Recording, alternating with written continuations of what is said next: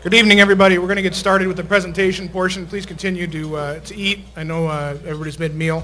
My name is Adam Ikamas. I'm the Executive Director of the Michigan Golf Course Superintendents Association. I want to welcome you all to Oakland Hills Country Club for our Ice and Recovery Seminar. I wish we were all meeting under better circumstances, but at least we're all here together. Somebody said, I think it was Jay, says, feels kind of like a funeral. Everybody's walking around saying, I'm sorry for your loss. And hopefully that's not exactly what's going to happen. I've heard some good reports out there. Tonight you're going to hear from a few speakers on different topics from weather, the ice, and some of the recovery steps and what we need to take next. Dr. Kevin Frank and Dr. Trey Rogers will be here discussing some of the research done out at the Hancock Turfgrass Research Center. For those of you who've never been out there, if you're ever in East Lansing, please feel free to stop by. That research is funded in large part by the Michigan Turfgrass Foundation. I know many of you help support the MTF either personally or through your clubs. We appreciate it. And so if you do have any questions, or if you'd like to talk about donating from the club or personally to the Michigan Turfgrass Foundation, Becky Shook is here and Brian Schweihofer. If you guys don't mind standing up for a minute, Brian and Becky.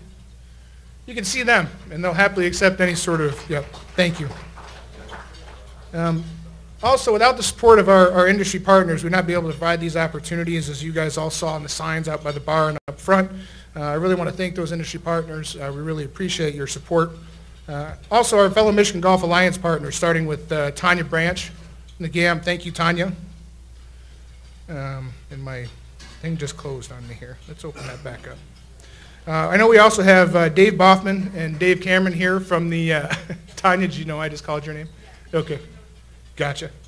If you could also give a round of applause for Dave Boffman and Dave Cameron there on the GAM Green Committee here. Thank you guys very much.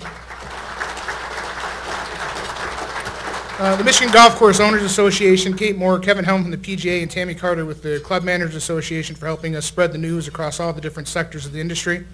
I'd also like to recognize our board of directors. Many of them are here tonight.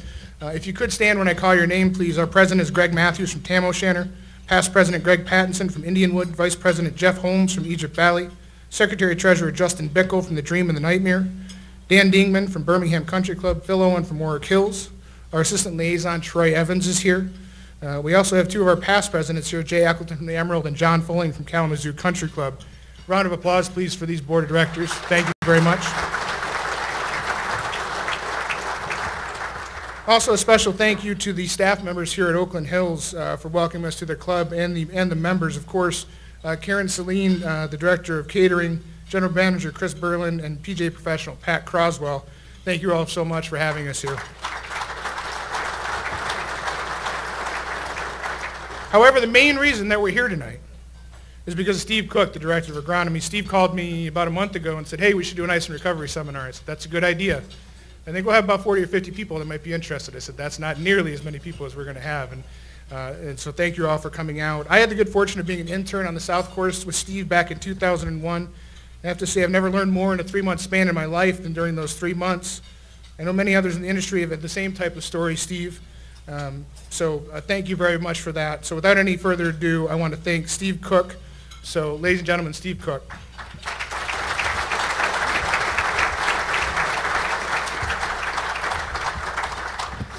Thanks, Adam. Adam was a great intern, and we've remained good friends and peers since. So thanks for coming. I don't have a lot to say except that for those of you who were non-superintendents, please understand that for a superintendent, when we see 10 square feet or 100 square feet of brown turf, or what we think is dead turf, we kind of have a tendency to get a little nervous. So tonight, I'm hoping, is less about gloom and doom and more about recovery. That's why you have us. If it's broken, we'll fix it. If it's dead, we'll have it come back. So what I want to do is just thank Mr. Berlin, our general manager. Chris, if you could stand up for a second, for making this happen. And also our board of directors for making this happen, and our club president, who I'd like to have come up and just say a couple words, Mr. Hayner, a huge supporter of Evans Scholars, for those of you who know Mike. Come on, you're good. He wants to say a few words.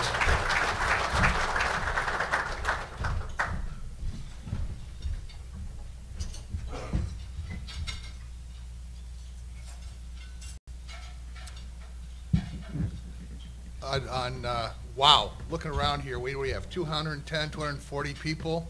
We have everybody who's anybody in golf in southeastern Michigan. I want to thank you all for coming. On behalf of our members, the board of directors, and our staff, Chris Berlin and Steve, whose brainchild this was, I want to welcome you to Oakland Hills for the Ice and Recovery Seminar.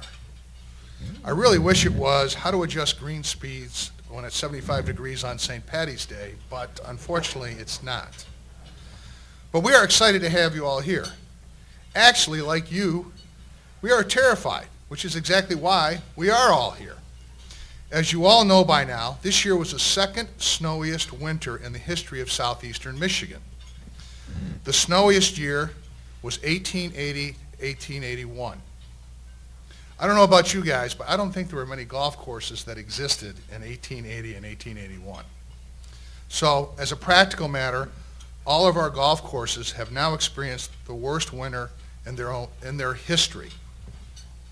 So it is only appropriate that we meet now at the beginning of the golf season to discuss the science and the best practices. There is a distinguished panel of speakers from MSU and the USGA. Let me begin by thanking you in advance for taking the time to come speak with us this evening. Also, as I mentioned earlier, a special thanks to Steve Cook. This seminar was his brainchild. I'm now going to turn the meeting over to Dick Johnson, Chairman of the Greens Committee. Dick is a past member of the Board of Directors at Oakland Hills. I had the honor and privilege of serving with him for 6 years. When he was on the board, Dick was our E.F. Hutton. He was quiet, but when he spoke, everybody listened to him. And Dick knows a thing or two about snow and ice and recovery. He grew up in East Jordan, which, as many of you know, is the home of the manhole cover. If you didn't, you know that. Before I turn the meeting over to Dick, I want to leave you with a prayer. Yes, a prayer. I think it fits this meeting, and I personally intend to start every meeting with our membership with the same prayer until we get out of this mess. And so with that, the following prayer. God, give me the grace to accept with serenity the things that I cannot change, the courage to change the things which should be changed, and the wisdom to distinguish the one from the other. Good luck and Godspeed to all of you.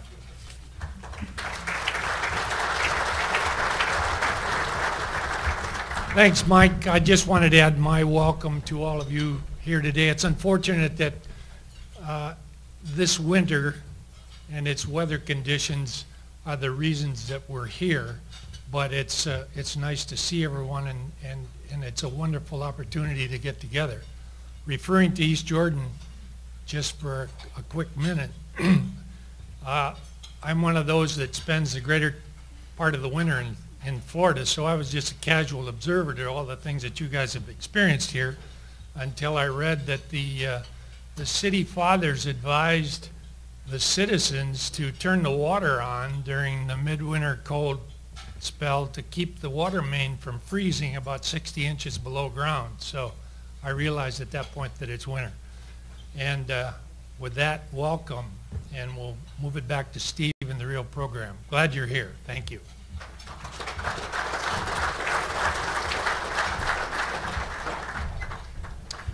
Okay, so let's get started with some information. Thank you, Mr. Johnson and Mr. Hayner. So who we have up first, we wanted to cover some weather data for you, and we've got Dr. Jeff Andreessen, who's an associate professor and extension specialist in the Department of Geography, Agriculture, Meteorology, and Applied Climatology.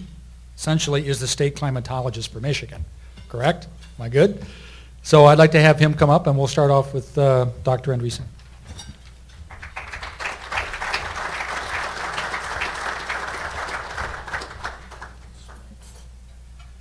Okay, well, thank you, Steve, and thank you for very good the opportunity to be here. Although, as a meteorologist, after the last few months, I would think I would be the last person that you would want to invite to a meeting, but we'll try to do our best here. And I'm going to offer some reflections and thoughts on, well, what has already been alluded to is certainly a winter to remember for a long, long time, and try to put some numbers, and then actually talk a little bit about, hopefully about the future as well. It goes without saying, and you can see by the small print, we have run out of superlatives to describe the last several months, the winter of 2013, 2014. Depending on location, with average temperatures, it will certainly rank among the top 10 coldest on our historical record. It definitely is the coldest since the late 1970s, and those of you who are old enough like me to remember the 1970s in the upper Midwest, remember that there were some benchmark cold winters in that, well, about a 5-year span from 75 through 1979 or 80.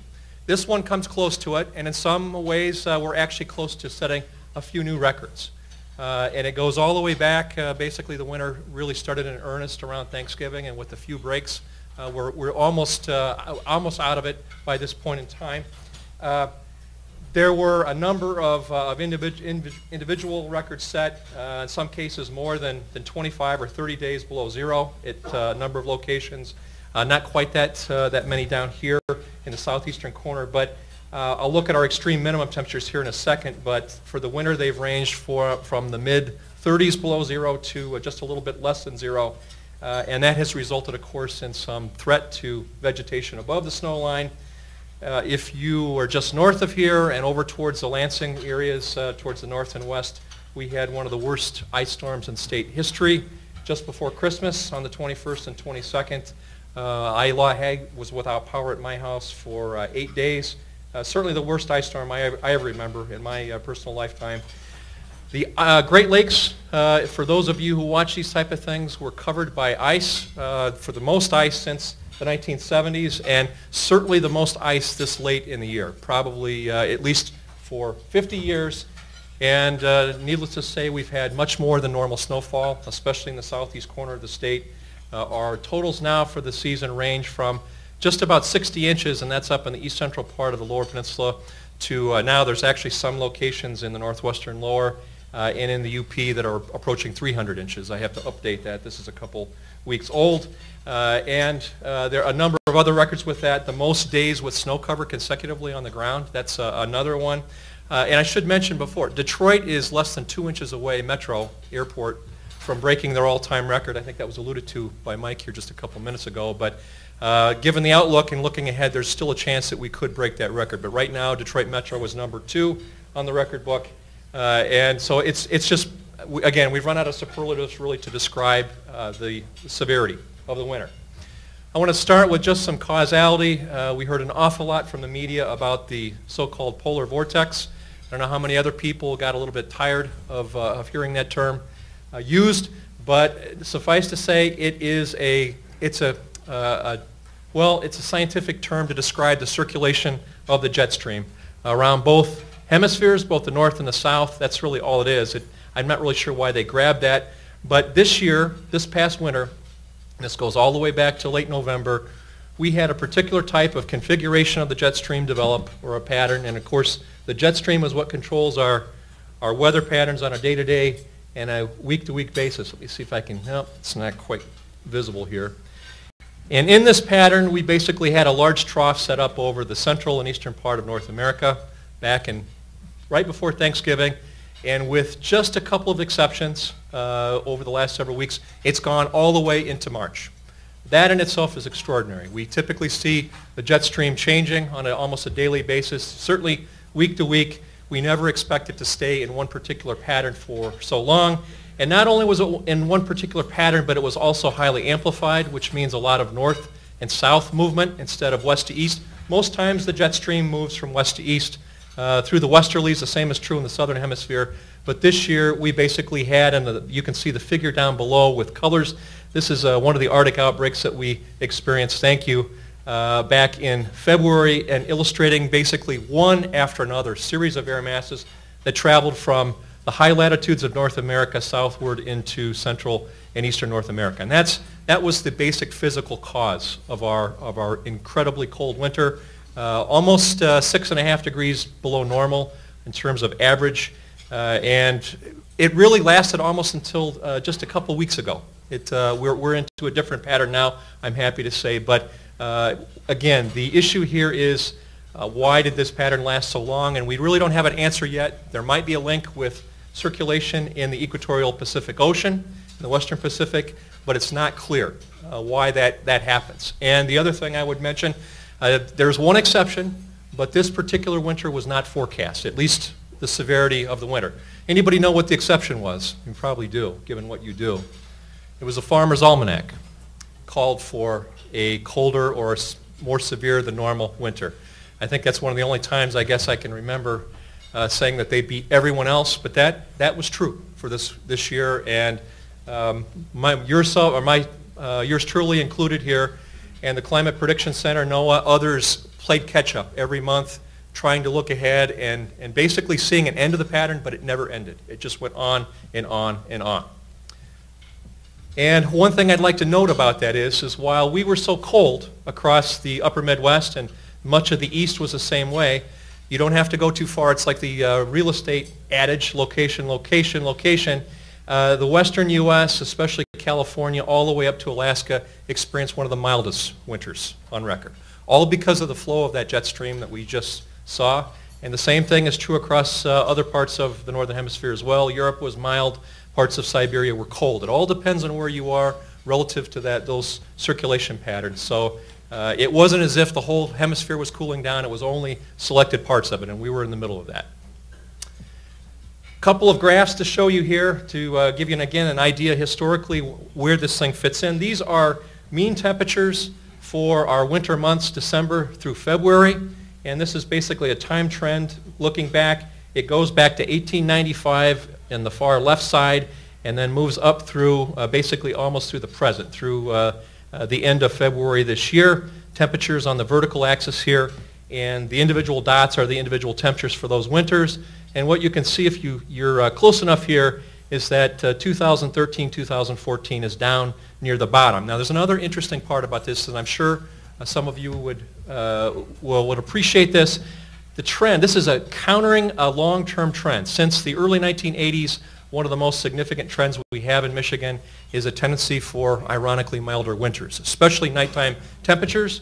Winter temperatures on average have increased, depending on location, 5 to as many as 10 degrees Fahrenheit since just the early 1980s.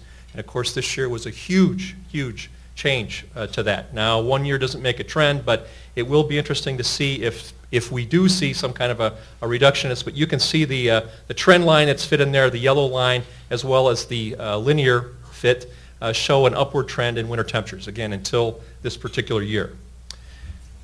A little bit about extreme minimum temperatures, as you all remember very well, I'm sure vividly. There were five outbreaks of truly Arctic air. Again, including an air mass that went across the North Pole from Siberia and down into the U.S. The first one was in the first week of January. In my opinion, that probably was the worst one here in southeastern lower Michigan. We've got two graphs here, two figures. The one on the left is actually the extreme minimum temperature for the winter. That's taken from about 200 locations around the state, including our automated EnviroWeather system. The figure on the right shows the timing of when that happened. And again, there were 5 really, really severe cold outbreaks. And the one here in early January, which is colored in green, indicates again that most areas here and in the southern, let's say call it the southeastern portion of the lower peninsula, experienced coldest temperatures then. The other thing that was very unusual about that particular outbreak was that we had wind. Typically, physically, to get these types of temperatures, we have still conditions at night, clear, calm conditions, and temperatures drop off on top of snow cover. In that particular event, we had 10 to 15 or more mile-per-hour winds. The wind chills were some of the lowest that have been recorded in a long time as a result. And going around to other parts of the state, you can see that the timing changed. The timing varied. Some of that has to do with the freezing of the Great Lakes, and I'll talk about that in just, well, actually now. One of the impacts of the milder winter temperatures up until this year is the amount and duration of ice cover on the Great Lakes has decreased significantly over time. And the graph in the background here is looking at the number of years in 10 or each decade going back to the 1850s. It's a long-term record that the western arm of Grand Traverse Bay, which is the part of Lake Michigan you see, of course, if you're downtown Traverse City looking north into the lake, that froze over in the winter.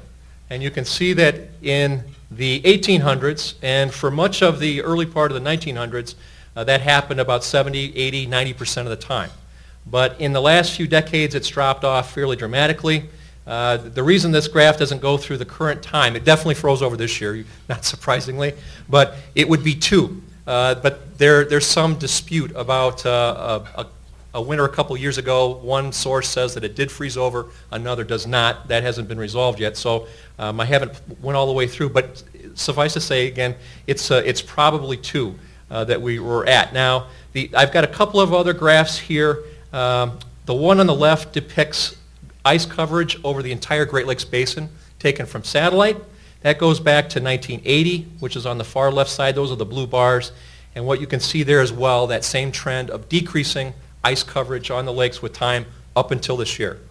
And as far as area goes this year, 2013 and 2014, it was the second highest on record in terms of ice cover, with about 92.7% of the lakes covered. The record is 94.7%, which was back in 1979.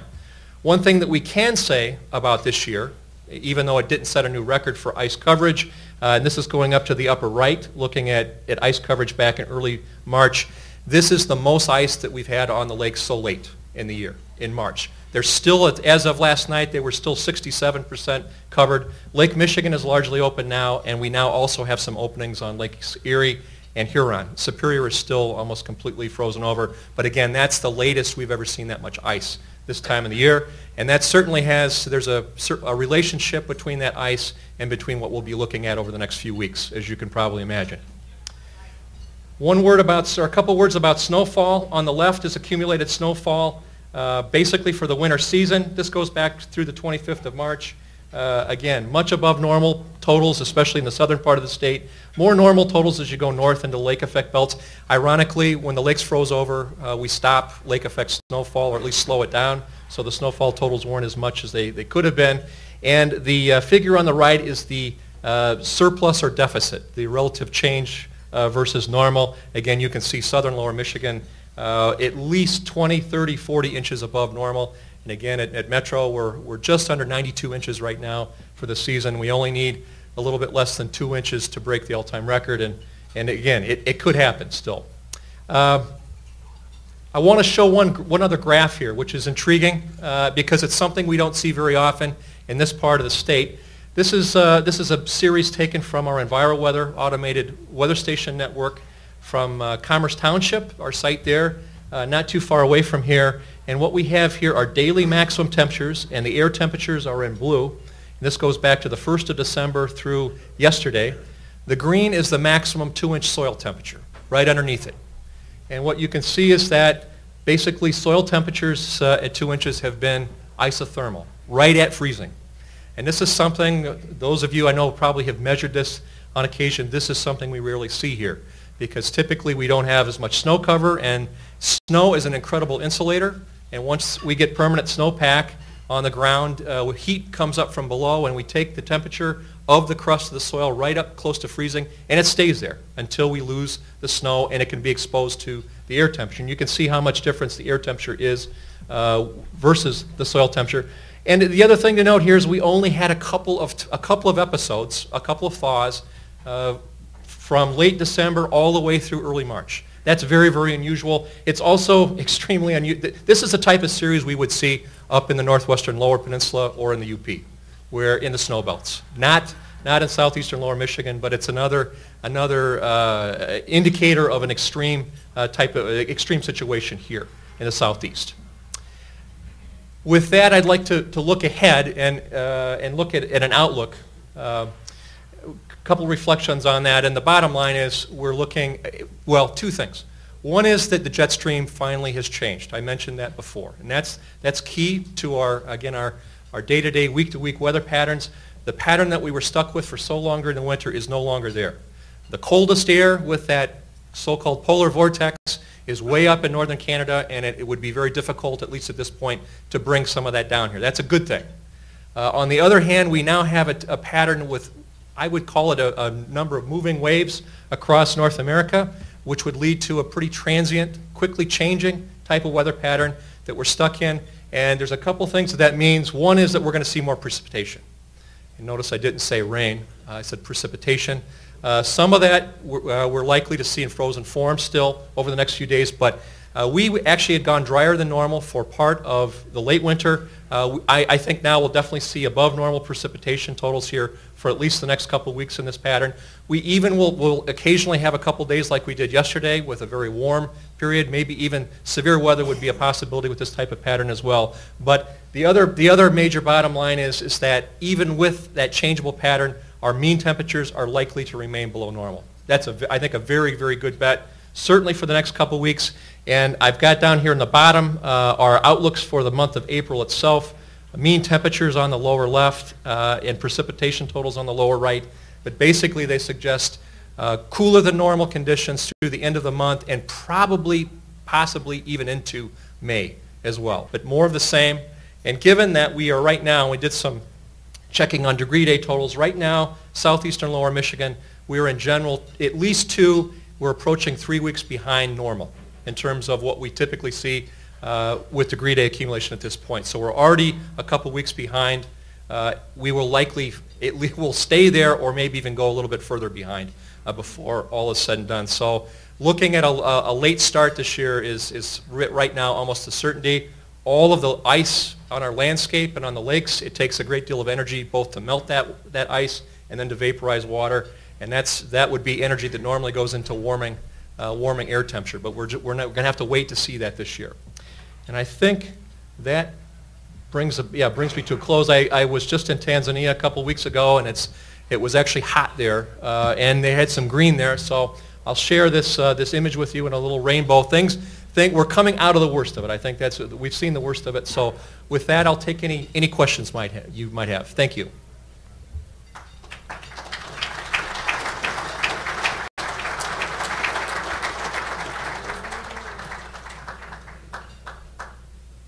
Any questions?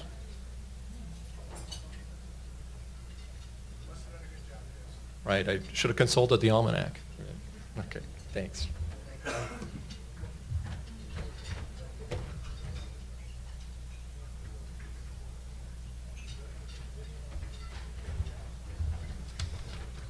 Okay, thank you, Doctor.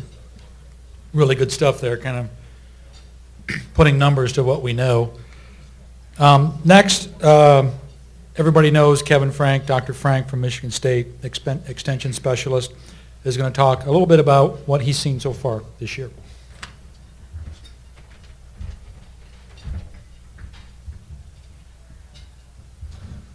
Good evening. Misery loves company.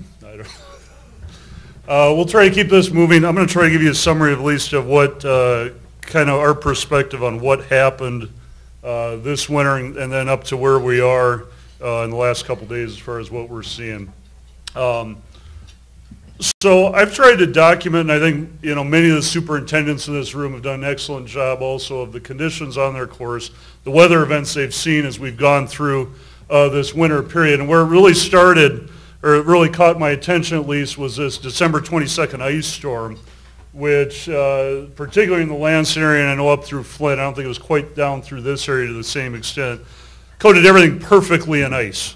So it's like this was some exposed turf just outside my back door, and I kind of called these turf sickles because, I mean, if you look at how perfectly those blades were coated in ice. Now, fortunately, at least I thought at that time that when I got out to the turf center and poked around on some of our greens, that ice event, that rain, was going through a snow layer. We had about 3 to 4 inches out there at that time. And when I got to campus, I grabbed a plastic shovel from the back door by the turf center there and went out to the green and was easily able to get down to the green surface. And when you looked at it, there's no ice layer there. I mean, that was just basically crusty snow. So kind of at that point, I thought, well, to be honest with you, I was probably a little disappointed. Because I've been trying to do winter kill research for a lot of years, and I saw this ice storm, and I thought, boy, this could be my chance to maybe see something. I got out there that week and kind of said, well, maybe not. But then about the weekend after that ice storm, after we got through a dark Christmas throughout much of the Lansing area without power, we had a good melt. Some of that snow melted. 2 to 3 days there where we got some melt.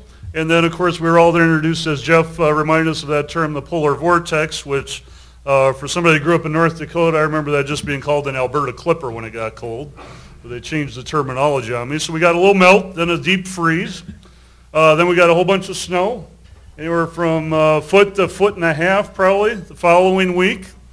And then lo and behold, about another 4 or 5 days later, it melted again. So we had 3 or 4 days where we had temperatures peaking, at least in the Lansing area, up into the mid-40s. As you can see in this picture, that was where I was walking around the turf center, and there was, you can see the slush from my footprints, but you could also, there was ice underneath and had formed at that point on some areas of our research center. Then everything froze. And then we got cold, and we stayed cold for quite a while. And that is a picture of the ice layer we had at the turf center, which at that time on that putting green was somewhere around 2 to 3 inches in depth. And I think, as you can see on that picture there, it was pretty much plastered flat down on the putting green. And that is a solid chunk of ice. I mean, we're going to talk about briefly different types of ice, and generally when we talk about ice and you worry about ice damage potentially on putting greens especially, that first type I talked about, like if it was porous or granulated or crunchy snow or ice, we usually don't worry about that too much because that allows for gas exchange from the soil and from what's going on with the plant during winter. But when we have these solid chunks that are coating the entire surface, there's no chance of any gas escaping from that system. And as Jeff has said, which I think was really right on, when you looked at those soil temperatures all winter long, they were right around that freezing mark. And there's microbial activity still going on in the soil. The plants are still active at a very low rate, but there's these gases being produced. If they can't get through that ice sheet, everything's trapped. Normally, if it's just snow, they can escape through that medium, and we don't have this type of situation. This becomes of primary interest when we're trying to figure out how long can the turf survive under ice. And these are estimates. They're from different pieces of research. As you see there, it'll say POA, maybe 45 to 90 days. I've talked to some superintendents that have suggested, well, maybe 45 isn't my number. Maybe my number is 30 days under ice. We'd hope maybe we could get to 90. Bent grass generally has higher tolerance. You see cited anywhere from 90 maybe up to 120 days. But these are estimates. And we got to the point in Michigan where if you were kind of figuring out when the ice possibly formed and how long it was out there, we were probably 70 to maybe even higher days under ice for what we observed on our putting greens for those that were affected. So you can see if you look at, you got to 70 days, and if your POA greens have a range from, let's say, 45 to 90, you're sure hoping they're closer to 90 if it's 70 was your number. Now, there's different theories, because we have different species we deal with. And many of you in this room have POA annual putting greens. They're predominantly POA annual putting greens. They tend to be affected by this ice event. The bentgrass greens generally, from what we've observed, and I think that's probably the case again this year, usually make it. So different theories. POA is more active, has a higher oxygen requirement throughout the winter, especially under ice, just essentially increased activity. And there's also some thoughts on just the soil structure, or the root zone of that putting green. Even though we're putting on sand top dressing over years and you're creating a sandy system to grow in there, still the difference between a soil-based or a native push-up green versus a sand-based green, there has been some evidence that could also be a factor in this scenario of why POA generally has a shorter day duration that it could survive under ice than bentgrass. So it's interesting to me, you look back, this is a picture from the turfgrass information file at MSU, and this is from 1940. Superintendents have been pushing snow to try to get ice for many years. I don't think anybody in this audience thought about a horse with a plow behind it. It's always interesting, though, when you look at these historical photos, there's one thing that always catches my eye. No matter what the individual is doing, they're always smiling. I think many superintendents, if they were trying to get to the ice this winter, found out that they didn't have a big enough snowblower. You know, trying to move when you got out there and it might be a foot, 2 foot drifted snow across your golf course. In many cases, when I've talked to superintendents, they would say, well, if I tried to get out there and remove, it might have taken me a day just to try to get to the greens. You know, it's not like we're plowing the cart paths all winter long. Then if you got to the greens, then you're figuring how long it's going to take to snow blow this thing to try to get to the ice, and let alone then how you're going to remove the ice. So we ended up with bigger snow removal equipment in some cases to try to help. We've seen activity trying to break up ice as we counted down the days. Maybe some success, maybe not. Superintendents, we did this at the Turf Center. This works like everything we do is supported by the Michigan Turfgrass Foundation. We tried to melt ice. So we finally had an ice block out there, and as you can see on this picture, we have different sand, black sand, we had fertilizers just to see could we melt through the ice in some way to try to at least get gas exchanged to maybe save the turf. And we did this 2 times. We did it at the end of January where it was still pretty darn cold, high at 25 that day and cloudy, and then mid-February where it was a little bit warmer and we had better luck, but still couldn't really quite get through it. This is generally what you saw. You know, when you're trying to melt 2 to 3 inches of ice on a winter day, it's a couple things occurred to me. Once I got out there and I put down these treatments, I realized I had no idea what I was going to rate. So I was like, I'm used to rating color, you know, green speed, something, quality, but all of a sudden you're essentially watching paint dry. And then by the end of the day, it refreezes. You know, so when it's that deep of an ice sheet, it was very difficult, even though you could produce some water. The only thing we really found that would penetrate that sheet is my pencil sticking all the way through the surface there. Just your common ice melter, which is a salt, which we just generally don't want to put on a putting green, which could kill the turf underneath. But we were kind of just experimenting, seeing what we could do in the long run. Now, unfortunately, I'm not going to be able to do much with survival or phytotoxicity of those treatments, because pretty much my whole green's dead.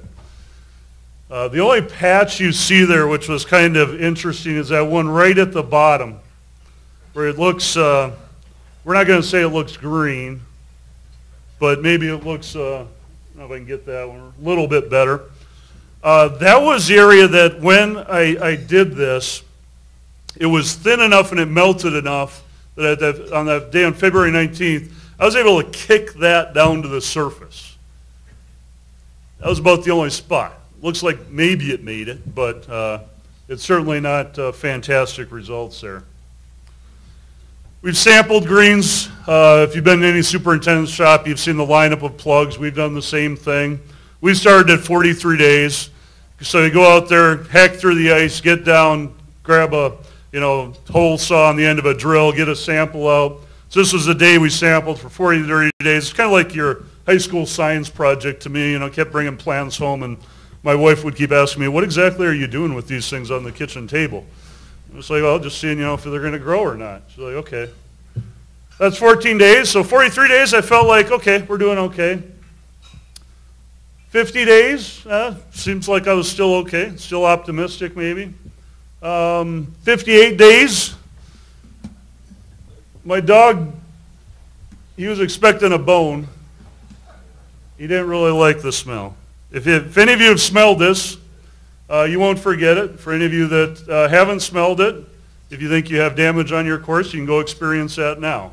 It's not a pleasant smell. If you get it on your hands, make sure to wash, because you will carry it around with you for a while. So these were all the plugs we took at 58 days, and you can see at this point, we're starting to lose grass, or we've already lost grass. A portion of what we sampled, some still alive, some's checked out now. The ones that were growing, one thing I wanted to check was, is the root system still viable? There has been in the past, and Joe could probably attest to this, many years ago, I think Beard wrote about this, that with POA, maybe if you damage the lower portion of the crown, you wouldn't end up with a root system. The top would be okay. You'd push growth, but the first dry day in the spring, the whole thing would just die out on you. So that's one thing we wanted to check. And at least at this point, we still had the ones that were growing did have roots.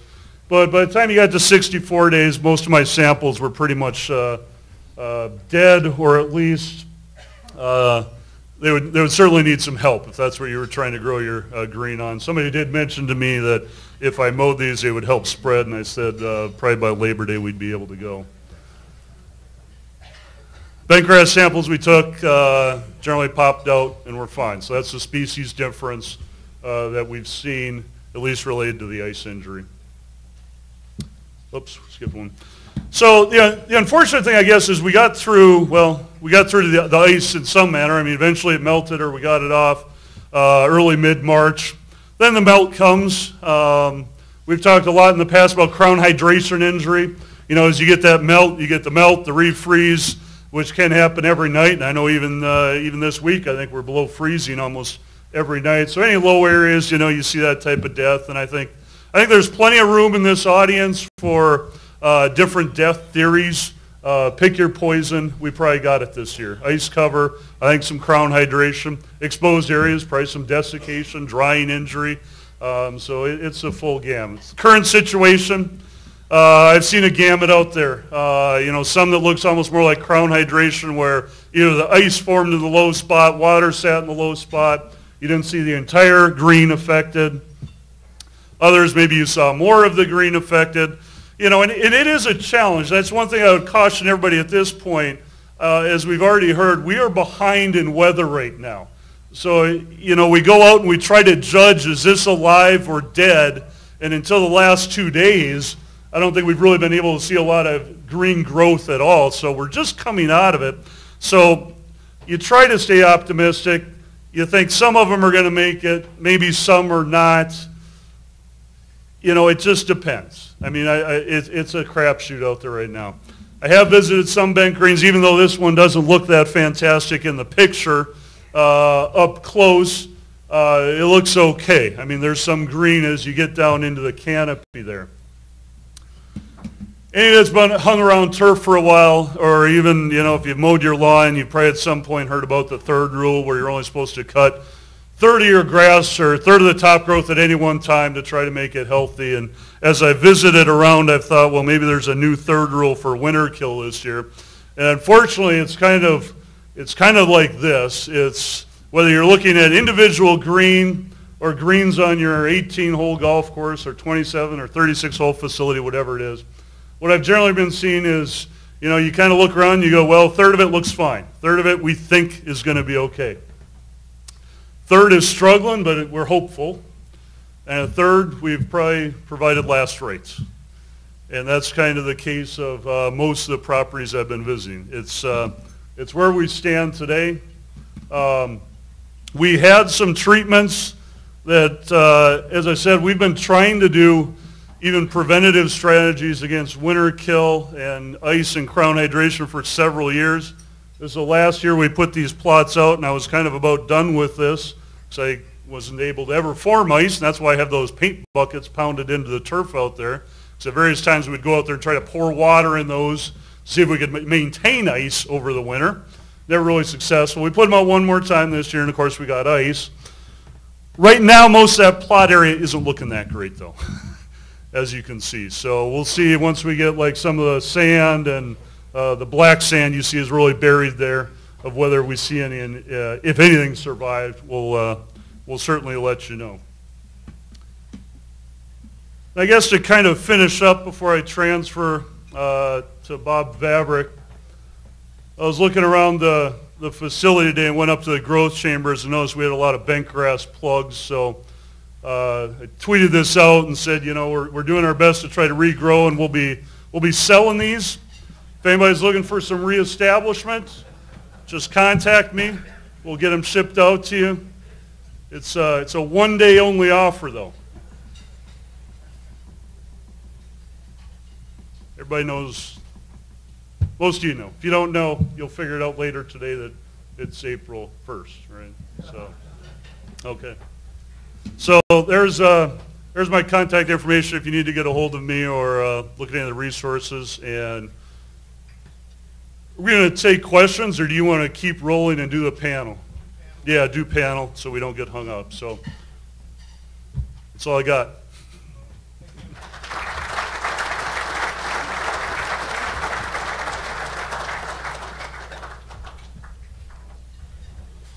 And I must say that we're really lucky to live in Michigan, where we've got, like, without a doubt, and I've lived in other areas of the country and worked in other areas of the world, actually in Europe, We are so lucky to have like the best turf grass program, professors in all of North America. And we got them right here, so I just want to say that I'm so impressed every time I sit down at a table and talk to these guys.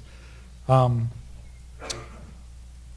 excluding a good friend of mine and a person I've known for a long time from the USGA, their senior agronomist, Bob Vavrick.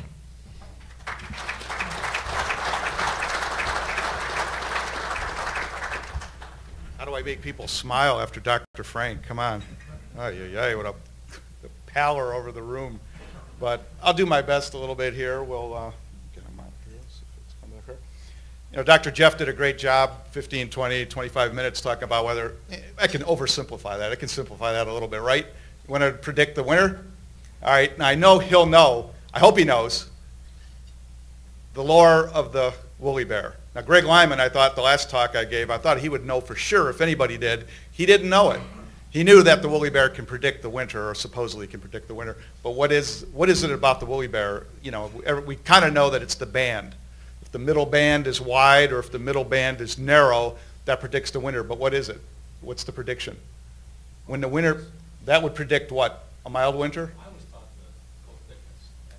That's another, that's the secondary one. But the coat, how thick the coat is, if the woolly bear has a thick coat, it's going to be a tough winter. But the original one, if you kind of Google it enough, you'll find it. It was like in the New York Times. It was way back when. There was a meteorologist that sort of tried to correlate woolly bears with the winter. And for 1 year, it kind of worked. But the idea is that the wider that middle band is, you know, the milder it's going to be. You know, and the narrower it is, it's going to be a really rough winter. So obviously, this is from a woolly bear from last fall in Wisconsin. We've had like the nastiest winter we've ever had. Woolly bears, as we found out, you know, that 1 year correlation didn't repeat itself very often. And all about the woolly bear is, all it really tells you is how healthy they are that year. If they eat a lot of grass, it really predicts how great the summer was. Because if we get a lot of grass on the golf course or wherever the woolly bear eats, he gets big and the band gets wider. So it really is just how fat the woolly bear is. So, you know, I thought I would oversimplify it a little bit. Let's go to Chicago. It's no different than Detroit. You know, this was back in February. It's the worst winter that they've had. And talk about misery loves company. The same things we're looking at here, the same things I've seen the last few days, it's the same thing in Chicago. It's just, we've had snow. You know, I was in Cleveland this weekend. We had 6 inches of snow Saturday night. You know, it just melted. Snowing in Green Bay right now. Someone called me and said, you know, I wanted you to come out, take a look at the golf course, but we got snow. So it's, you know, it's going to cool down a little bit yet, but the toughest winter we've had, so it's not a surprise that we're going to have, you know, some interesting things happen. Now, I guess we can take a really, really big snowblower like they do in Colorado, and we've seen a lot of this at all the golf courses just all over the Midwest. People are worried, superintendents are worried about the golf course. So we've tried to take snow off, we've tried to take ice off. Because of that 60, 70 days of ice cover, you know, you can do it all kinds of different ways. You know, this is in Chicago. In Winnipeg, they take ice. I think it's because it's low cost. No, it's really inexpensive ice time.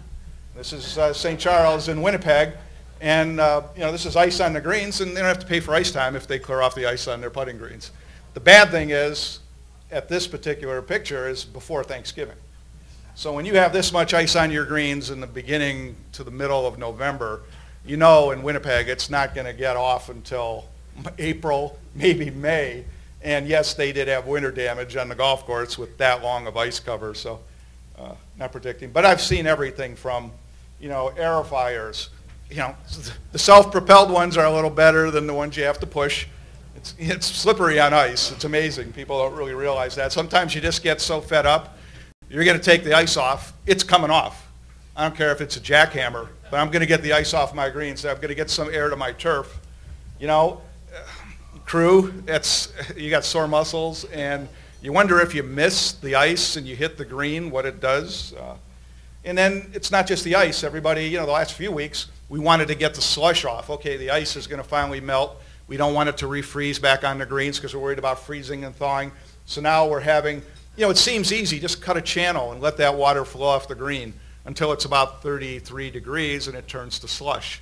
And you have to move the slush off the green, and it's getting in the afternoon and it starts to refreeze. Or you have, you know, the crew trying to clean off the greens. It's all kinds of ways to do something, but is it beneficial? It's hard to say. Do the benefits outweigh the potential injury? I've seen more injury from people taking ice off all over, 3, 4 states now. And I'm getting calls and say, geez, I'm not sure. I really needed to do something, but I'm just, I have to do something. And I think what the bottom line is, and I'm trying to generate, some questions from everybody for the panel discussion, but it's a winter where it didn't matter what you did. You could do the right thing, you could do the wrong thing. With the toughest winter we've had in sort of recent history, we had lots of conditions for crown hydration. We had plenty of conditions for ice suffocation. We had both. We had the double. We had the 1-2 punch. You did whatever you did, you're likely to have some damage. The extent, exactly like Dr. Frank said, we don't know yet. Maybe 2 weeks, maybe 3 weeks, we'll know, because the damage we cause, it may be a little bit, it may be a lot. Here's a golf course that did an air fire and stopped because the air fire broke the ice off on some part of the green perfectly. It drove right over the ice on other parts of the green, and some places caused some damage on the green. So you said, that's enough. We're not going to, that's it, we're going to live with what we have. So let's take this picture. This is February, end of February. They removed the ice during the thaw. What does it look like now? So I was back at the course, it's 3 or 4 days ago. Same green, same spot, and that's that strip. That doesn't look better for all that work. Now, is it just burned off? Is it a little drier? Is it a little colder? Is it exposed? I don't know if there's more damage in there or if there's less damage. I'll know, again, 2 or 3 weeks. I'll go back and take a third picture. But from this picture, it didn't look like removing that ice helped very much. I'll have a better picture later. So, it's good for let the greens breathe and you don't have the suffocation. But we had such a cold snap at the end of February and the beginning of March. We just don't usually go down into the single digits or below 0 at that time. And then to expose all that grass, probably the POA on your greens here that haven't seen, minus 20 or minus 10 at that time of the year, and just expose that may have caused some damage. It's just hard to say. I'm not going to predict apocalyptic loss like I've seen over the past 24 years. 1 year in the past 24 years, I've not heard about winter kill in my region, but there's been plenty. But notice, we see everything else greened up on this picture. So we know this is 2 or 3 weeks from now. We don't know what we have. Things that may look brown may actually recover. It can happen quite a few times. Hopefully we won't see this, as I often see in Minnesota. We won't see this and say, well, covers are the answer. You can see there's the covers to help. I think this year it's going to be a year where covers probably did a pretty good job and protected some turf. There may be other years, probably be other years, where covers are maybe detrimental to your greens. So it's going to be hard to predict. I hope we're not doing I call this paying homage to the goddess of POA annua. You're on your hands and knees, and it's not always the assistant superintendent. Often it's the green committee chairman. Believe me, I've got just as many pictures. Green committee chairman, and they're doing the rub on the green, and they're rubbing and say, Bob, I see some green down there. I think it's going to come back. I think we're going to be okay. Let's baby it. I've got plenty of pictures. And again, this is last year, so it's tough. And to say, well, what should we have done? Let's just put that to rest, because I don't know. I've seen everything and nothing consistently seems to work. You just don't know. And here's the great example. This is a golf course up in Green Bay. They had 3 to 4 inches of ice. It has a history of winter kill on this green. It's in a little hole shaded, full of POA. All they did was they removed the snow for 4 days in the middle of February. Removed the snow, couldn't get through 4 inches of ice, so they just left it. So in that strip in the middle, they removed the snow. The sun came through, went through the ice maybe for 4 days, and then it snowed like bejeebers, and then they got another foot of snow on it. So for 4 days, they took the snow off of that green, and then in the spring, where they took the snow and left the ice, the POA was fine. And everything else, the POA died. So go figure. I can't explain that, but it happened. That's all they did different, was remove the snow and leave the ice. Didn't touch the ice. So it just goes to say, you just don't know what's going to happen. So there isn't a right, there isn't a wrong. I know some wrongs, though, and we can talk about this in the recovery, and we'll kind of keep it going into recovery of what happens. I know you don't want to put annual ryegrass, like a high rate, on your greens, because you get so frustrated with the cool spring because it kind of looks like a bad hair transplant. This green was mowed less than 24 hours ago. That annual rye, when it got growing, it just grew right out of those holes. And I don't know how you could putt on this, but I know some things you don't want to do. We talked about fertilizer on greens. This is up from Minnesota. The green looks sort of like a Cinnabon with a swirl of frosting on it. And that was, well, potassium chloride is fertilizer, kind of. Let's melt that ice. And they kind of went to the center of the green and did a little spinner spreader and went around it and, killed that's all polyannua, 100% polyannua finally came back into those damaged spots. So I know the fertilizer is probably not the greatest idea. If you have me come out, or if you have Dr. Frank or any of us come out to do consulting, you're probably going to be mad at us, because if there's a lot of damage, and hopefully there isn't a lot of damage, we're going to say you need to stay off of that grass. You're going to have to be patient. And it's going to be harder to be patient because, as we already heard, it may be a cooler spring than normal. So, it'd be great to be patient if it's going to be like the spring we had 2 years ago. And it's, we had record early opening days, and not last year's spring where we had record late opening days. So it's going to be hard to be patient. But this right here, playing golf with half the green alive and half the green not alive, it's great if you got an outing and you need the money. And I know the 1/3 rule is tough, because who wants to have an outing on 2/3 of the greens? I get that part of it, but staying off the greens so we can cover, we can do things we'll talk about in the panel discussion for recovery, but not everybody's got a great spot for a temporary, but playing a temporary, covering a green, getting it seeded is going to get you 2 to 3 weeks, maybe 4 weeks in good shape than if you don't do that, depending on the weather. It can really make a difference. Covering, not covering, yep, this is a great picture of it. And this was plastic sheeting from Menards or Home Depot. That's what they put on the green. They couldn't afford a really nice cover, so they just went to Home Depot, bought 4 mil plastic, put it on the green, and this is May. This is how much recovery when you covered and you seeded and you stayed off of it, and the difference between covering and not covering. Now you can go to big extremes, and I'm not saying this. This is up in Minnesota about 3 years ago. You notice the big propane tank on the right. Well, that's a lot of propane, and propane isn't inexpensive anymore. And they've got one of those big giant cylinder heaters that's pouring hot air right into the green, and have a tarp over the putting surface, and almost the entire putting surface, about 3,500, almost 4,000 square feet. And we can actually, Dr. Horgan, I caught him wiggling his way out. It was a little harder for me because Dr. Horgan's a lot skinnier and I'm not skinny. So he was able to get out. He took really not embarrassing pictures of me trying to wiggle out from underneath the green. But we're inside, and we're trying to make a greenhouse on top of the putting surface. And it's about 80 degrees in here and moist, and it's 35, 34 degrees outside. But you're running propane 24/7. Those things eat up the propane. We were talking, $7,000 a day in some cases, maybe for. It's just, if you've got a lot of them, and and the bottom line of doing all this, because we're getting heat, and maybe we might even get a little germination, but there's no light in there. It's light barely enough to take a picture. So the grass comes up and it just sits there. It just doesn't go anywhere. So at the end of the day, they did all this work on this golf course. We took the tents off, and then they still sodded it.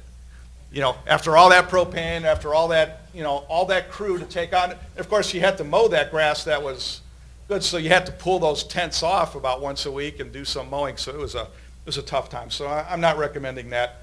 But one thing I am going to say, and it's good for summer, winter, what you're going to notice if there is damage. And again, we don't know for sure how bad it is, if it's bad, or how bad it is, or how extensive it is. Trees on your golf course are going to really, really slow down the recovery. That I've learned time and time again. A spot like this, I'm doing a winter kill turf advisory service visit at the end of August last year in Minnesota. I never do consulting visits for winter kill in August. I do them in April and May. So they call me in to do the visit, and of course there's a great white pine next to the putting green. And everybody likes it. It's a nice white pine. Everybody likes it. Obviously, we all like to park underneath it when it's hot because it's very shady and very convenient. So we're way too close to the green to begin with. But now I'm sitting here, and all summer, this green was damaged with winter kill, but that shaded part, that morning shade, that grass never recovered all summer. Regardless of how many times they seeded it, the height of cut, it was the shade. And finally, I've got some power here. I've got the club manager, and I've got 14 out of 16 years club champion right here. And we looked at it and we said, you know, that white pine's got to go. And they looked at it and they looked down and they looked up, took a picture, and it was gone. You know, they removed it. So you're going to notice that. You're going to notice really slow recovery in the shade. And, you know, you're going to notice what, you know, Dr. Frank already mentioned.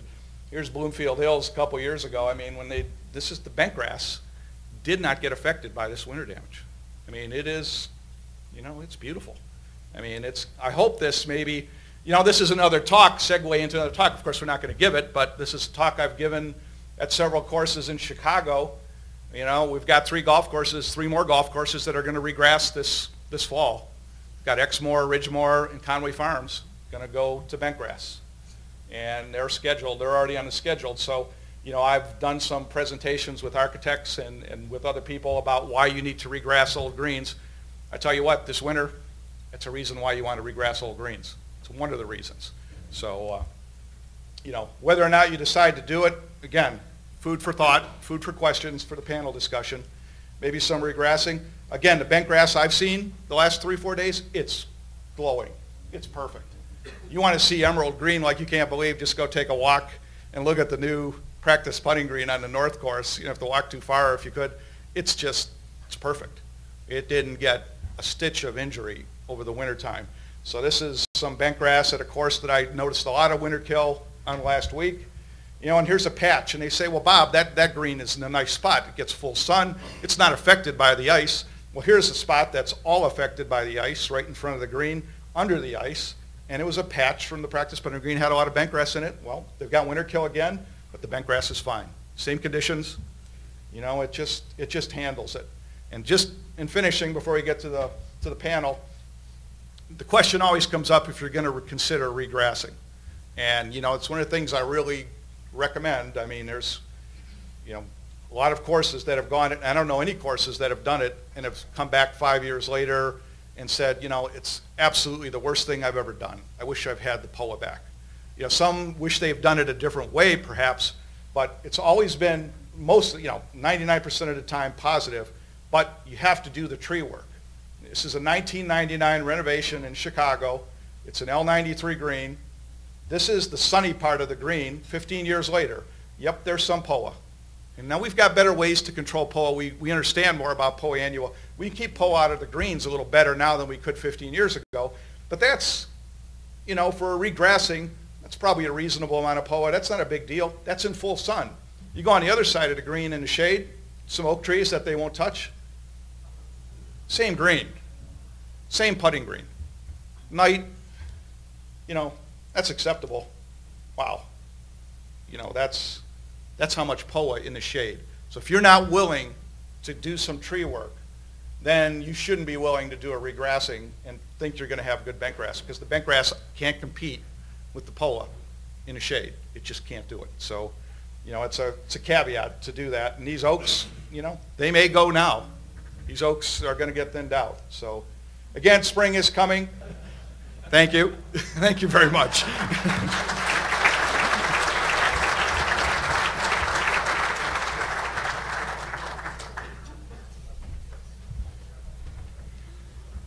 Our anchor man, none other than the world famous Dr. Trey Rogers from Michigan State.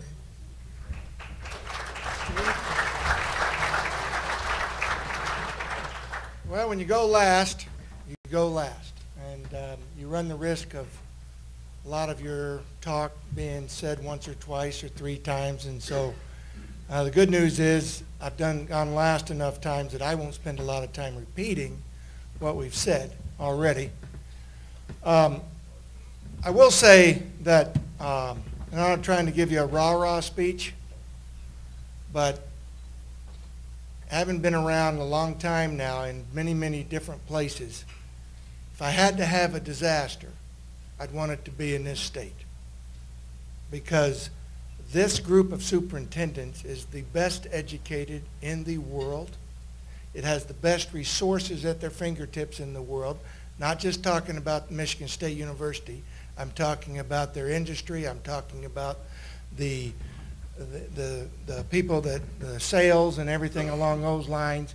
the resources are off the charts. And it is a very, very, very sophisticated industry. And you go to other states and you'll figure that out very quick, that we are very fortunate. So we're going to make it through this. That I promise you. Now, if I move forward, I'll tell you that I got 3 things to tell you. First of all, Mother Nature rules. Second of all, is we're going to have to promote some growth. And the third thing is do not rush. So let me go over these things now. I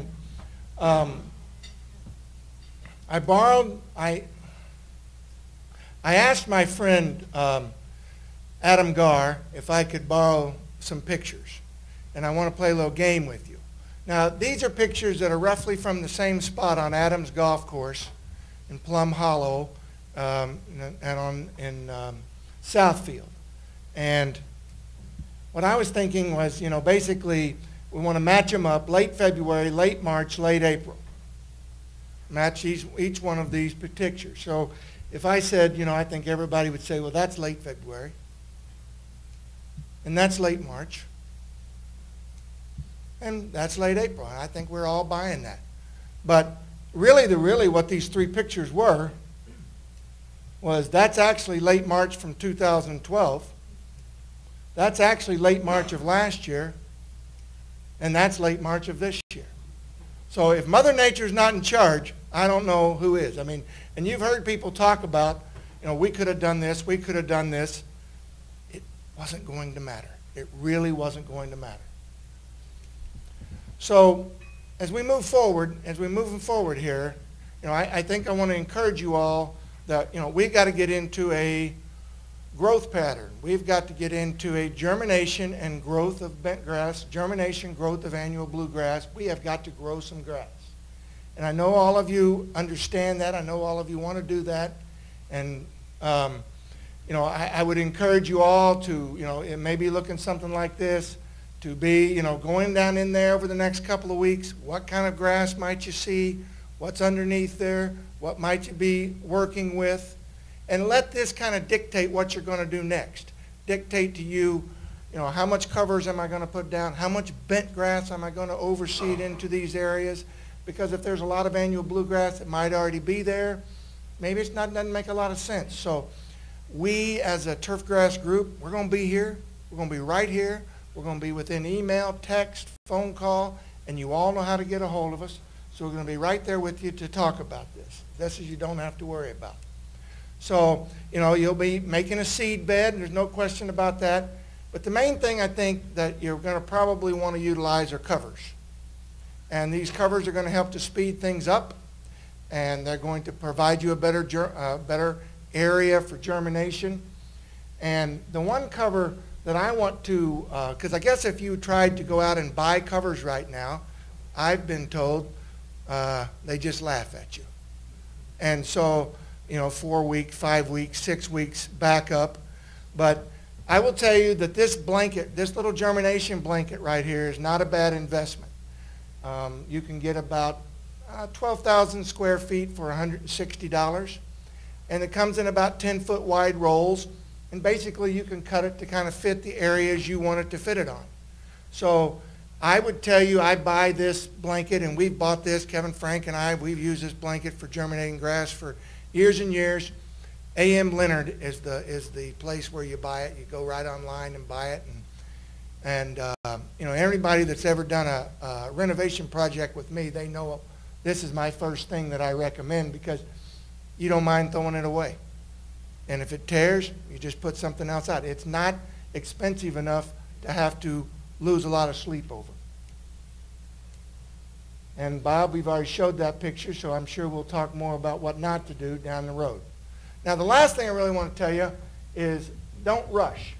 I will note that this side of the room's here, because I've noticed that every speaker has spoken this side of the room, so I'm going to go over and talk to this side for a little while. Apologize for that.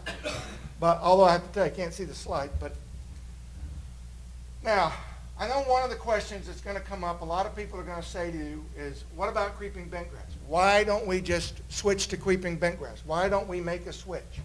And yeah, you know what? Nobody is more in favor of creeping bentgrass than me. There are people that are as in favor, but I'm going to tell you no one's more in favor.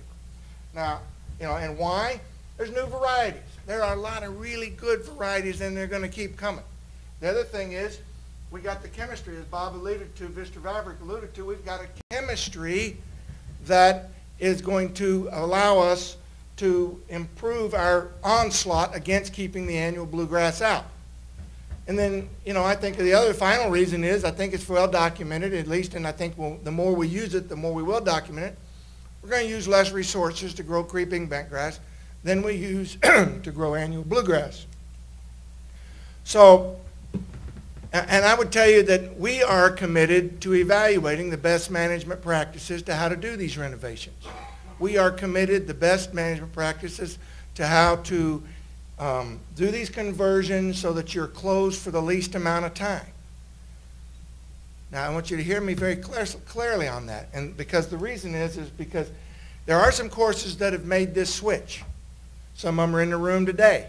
There are some courses that are thinking about it. But the people that have made this switch that are in our area, they didn't do it over a week period. They did it over a 1, 2, 3 year drawn out period, getting themselves ready to do this switch. And this idea of, am I going to gas and regrass? You've probably heard that term. You've heard people say about it. Bob alluded to it. Am I going to put down methyl bromide, and then am I going to grass? And we've had a couple of courses just in the last 2 years that have done this. I would tell you, you've got a checklist. You want to gas and regrass? I think you got to answer all 5 of these right here. And it starts off with, you better have your surface drainage in line, because any one of these that are out of line, you're going to promote annual bluegrass, and that is not your objective. Your objective is to promote creeping bentgrass. So in my mind, you've got to answer all of these. You have to make sure that that water leaves that surface when it's supposed to. It cannot sit like that. Okay? If water's not leaving after you pour water down and it kind of sits in a pool, that is going to be something that promotes annual bluegrass. And I'm not telling the superintendent that anything they know. I'm actually talking to you so that you can have some ammunition to go back to your members and say, if we want to do this, let's do it, but let's do it right. And then the second thing is, we have to take care of any root zone issues. And by that I mean, do you have any layering? Because if there is, again, this is going to keep things wet. This is going to help to promote annual bluegrass. And then the next thing is, and this is one that's really big in my mind for Michigan golf courses, because particularly when we have a lot of older golf courses, is we have got to take care of internal drainage. We have got to get us into a situation where, it's very easy for me to tell you all, and you all know that we have built up a nice sand top dressing layer. And no one led the United States more as far as top dressing aggressively, providing a nice putting surface than the state of Michigan. Goes all the way back to the late 70s, early 80s.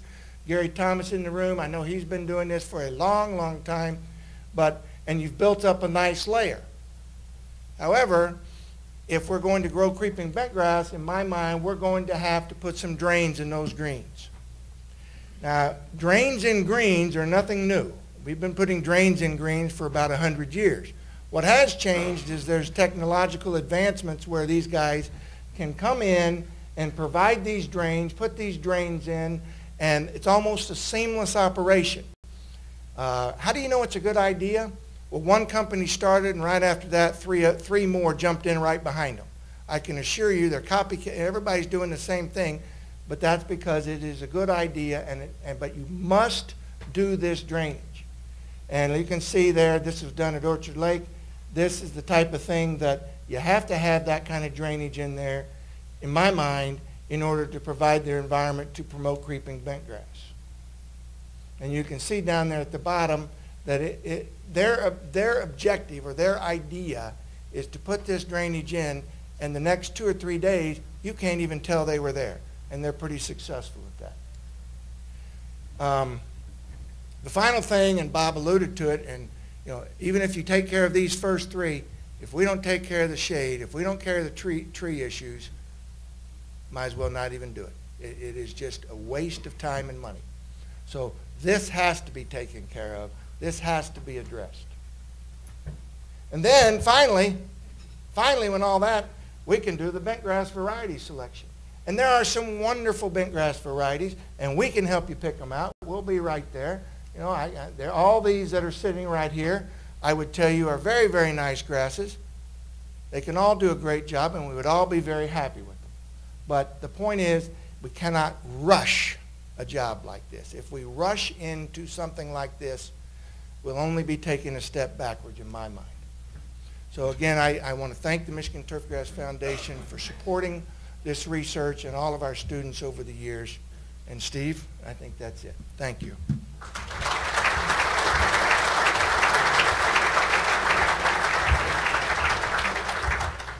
Thanks, Dr. Rogers. And I was going to say the same thing. I should be looking over here because this is where all the Oakland Hills members are. Sorry. So what I'd like to do now is ask all the speakers to come up, have a seat. Everybody's got a microphone. Adam is going to be wandering the room with a microphone and open it up to questions. We've got the best turf minds in the entire country here in all of North America. Now's your opportunity to ask about what to do next.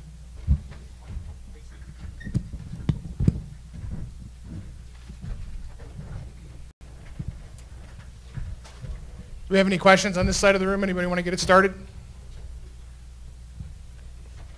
How about over here on this side of the room? Any of the Oakland Hills members have any questions?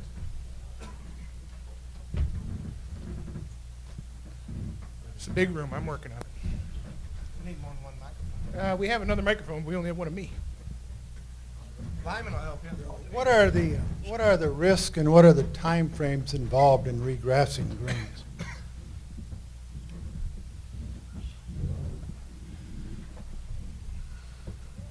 From a standpoint of the question is, what are the risks and what are the time frames involved from regrassing greens? Now, I can tell you that the 3 that I've been involved in this area have basically closed in around the 1st of August and opened somewhere between the 10th and the 30th of May.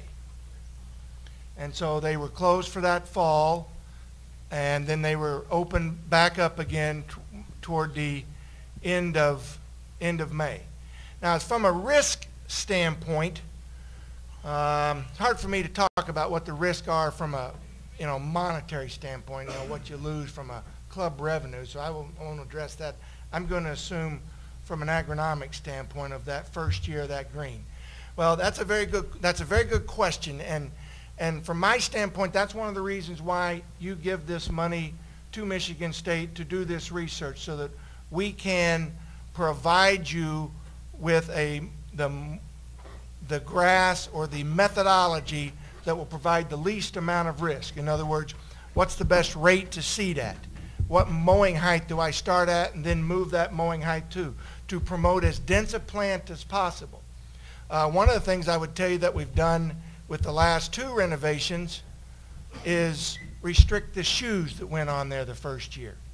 There was a Adidas shoe that looked like it, Pele might wear it for soccer. But somehow they were selling this shoe, and it worked fine for a green with a nice mat layer like Oakland Hills right now, but it would have been very damaging on a new green. So, I think that particular thing is a risk, but again, more and more that we do, the more and more we minimize that risk.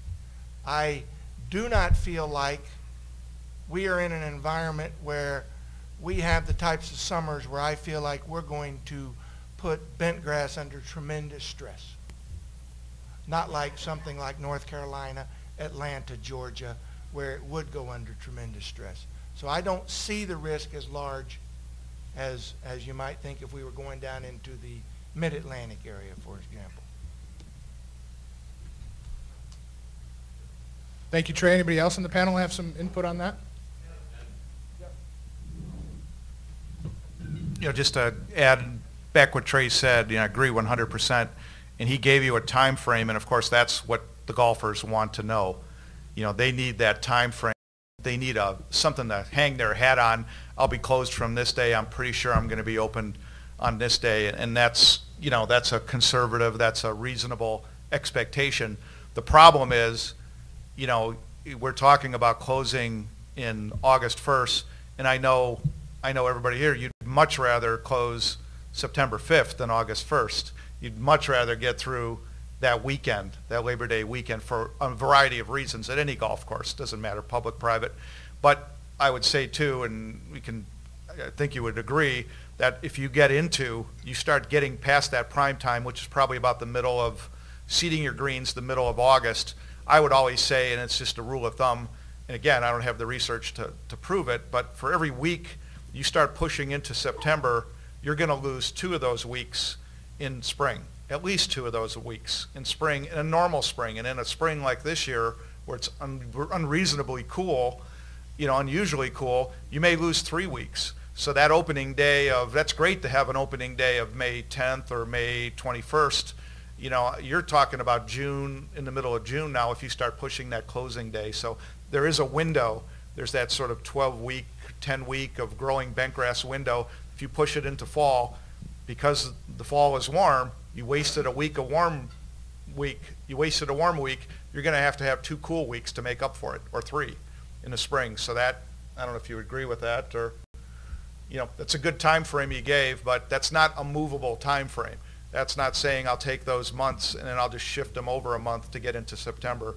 Now we're getting into a spring grow-in, and it's not very likely that it's going to be successful for you. Anything else? I think one thing, though, and I'm sure this question will come up from the audience, is for those that are looking to regrow their greens now, how long is it going to take? Depending on weather, are you going to be able to get back in 60 days, or everybody probably wants to hear 30 days? No. That's, again, we won't know that for 2 weeks to see how bad, what the plan will be. If it's large areas of completely bare areas, that's going to dictate one type of recovery process. If it's a diffuse, just a little bit of poa-annua damage, but it's all over the green, sort of like leopard spots, that may dictate a different type of recovery. That may dictate whether you seed or you sod. But we won't know, again, until, maybe 2 to 3 weeks, I would think. Thanks, Bob. I think we have a question over here. Gentlemen, to Dr. Frank's point of a green that you might say is in the 1/3 category of it has some hope, and maybe to the last gentleman that spoke, where you have more sporadic, very nice areas and then other areas that seem to be affected. If you want to promote spreading of existing unaffected grass and promote the growth of new seeding, specifically fertility levels and types, could you speak to that?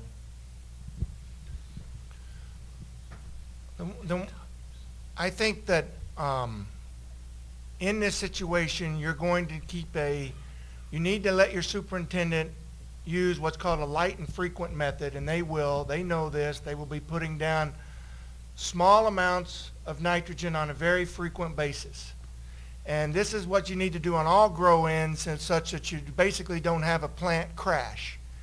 And the best analogy I can give you is a small child, an infant, in that you don't go very long without dealing with that infant. And so that's the kind of the mentality that you have to take with that during that establishment time. And so it is a light frequent. Now, one thing I will say, and that everybody should get a copy of, and Kevin, you should comment about this, is the letter that's going out and some of the detail in that letter. Yeah, I think just to follow up with Trey, probably the one thing we have seen, and we did this probably about 6, 8 years ago now, trying to actually simulate winter kill, because we could never get winter kill at the turf center, and then try to reestablish is, in addition to the nitrogen and the frequent applications, I think you do see a benefit from having phosphorus in that analysis, and that's pretty well known to any of the superintendents that you're trying to grow new grass. Phosphorus certainly helps in the establishment. So, if you're going down at 1/10 of a pound of N every week, 10 days or something, make sure you have some phosphorus in that analysis, and it's not just straight end product. And what Trey is referring to is we sent the Turf Foundation sent out kind of what to do now type of letter this afternoon on some of those reestablishment things that we commented on, like phosphorus, Dr. Vargas, Trey, and myself. Yeah, I think phosphorus is important as you get things growing. But as Trey mentioned, spoon feeding approach, light, frequent, to just keep it going. Does anybody else have anything else on that question? Steve, do you have something to add? No. Nope. Okay, Greg, go ahead. Yes, Dr. Rogers, to your point, what are we looking at in investment if we had to go through the 5 steps from the drainage, the surface drainage, to the tiling, to the 2-inch? I mean, what are you looking at per green as an investment? The XGD drainage is, I've seen estimates anywhere from $10,000 to $15,000 per green, so you can do the math on that. I suppose that would depend on square footage. From a standpoint of the gassing, I have seen 40 cents a square foot quoted to me. Again, these are just numbers that I've got to get a plus or minus on.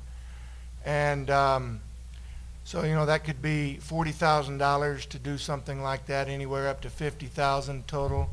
So I think by the time you're done, and then I can't tell you how many trees you have to remove, but by the time you're finished, if you're going to do this right, you're going to be in that $500,000 range.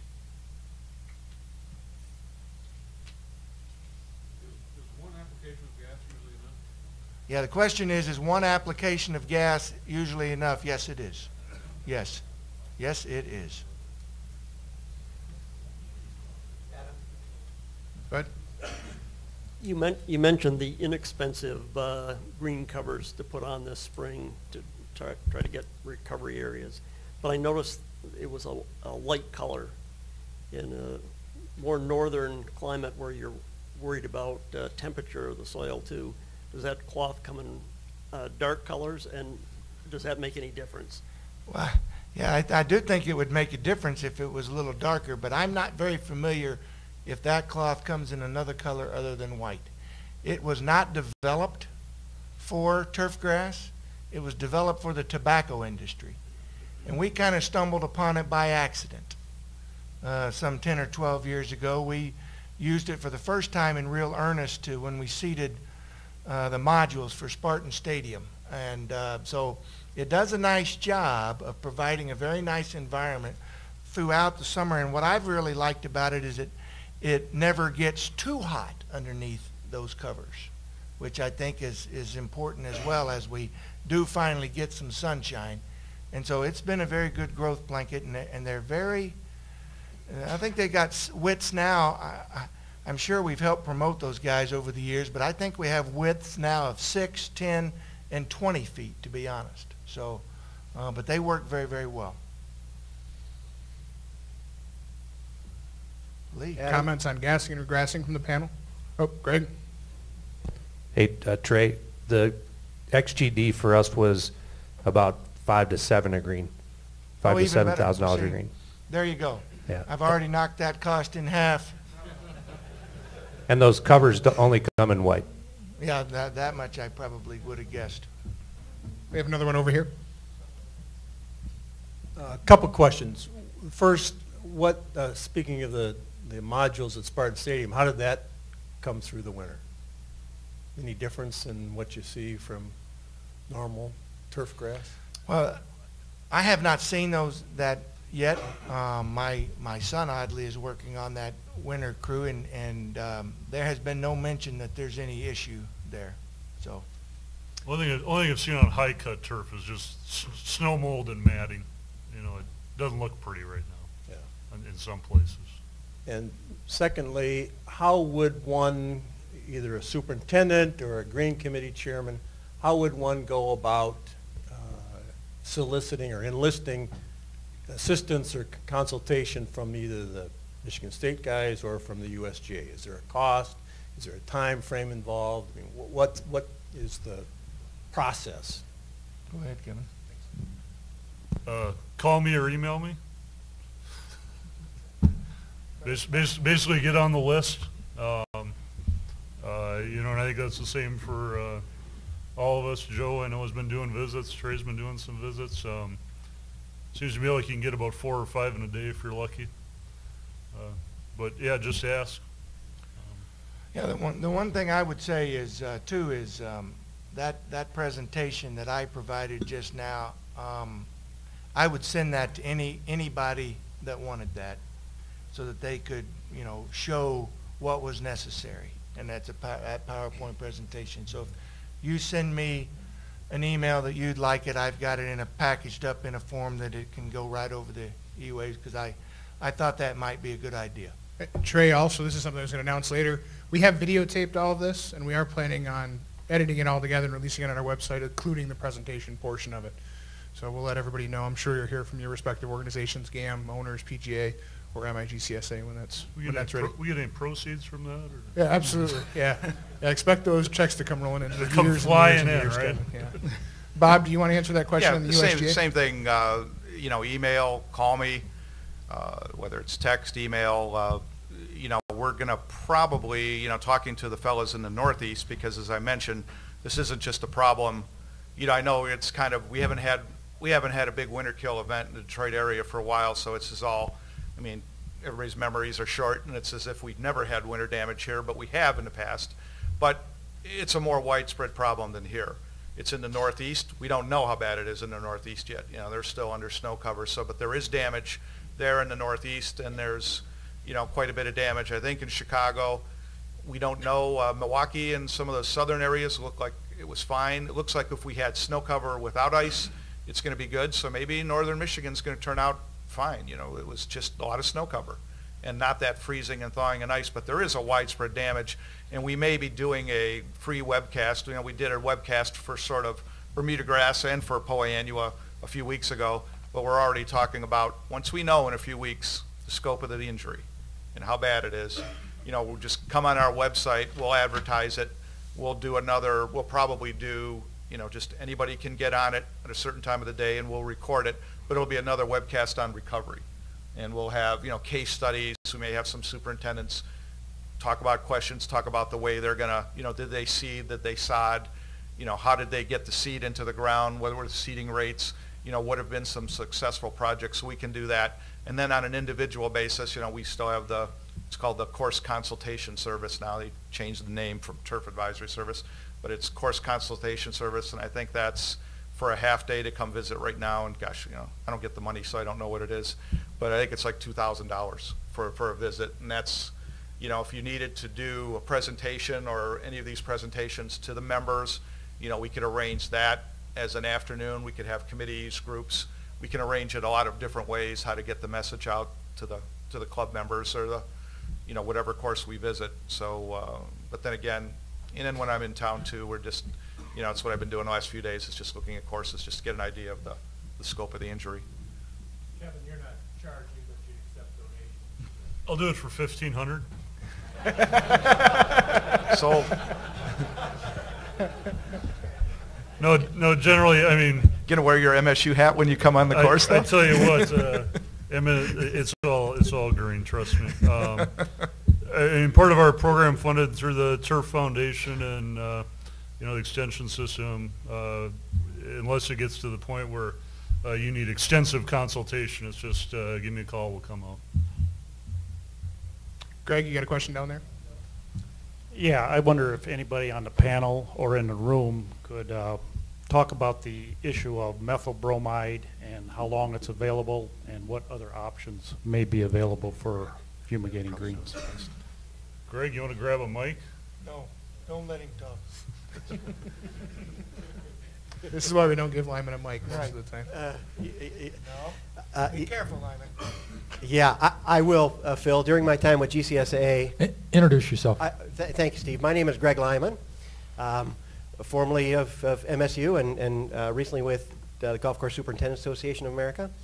And from my perspective, over the last year, we spent a great deal of time working on methyl bromide availability to the golf industry.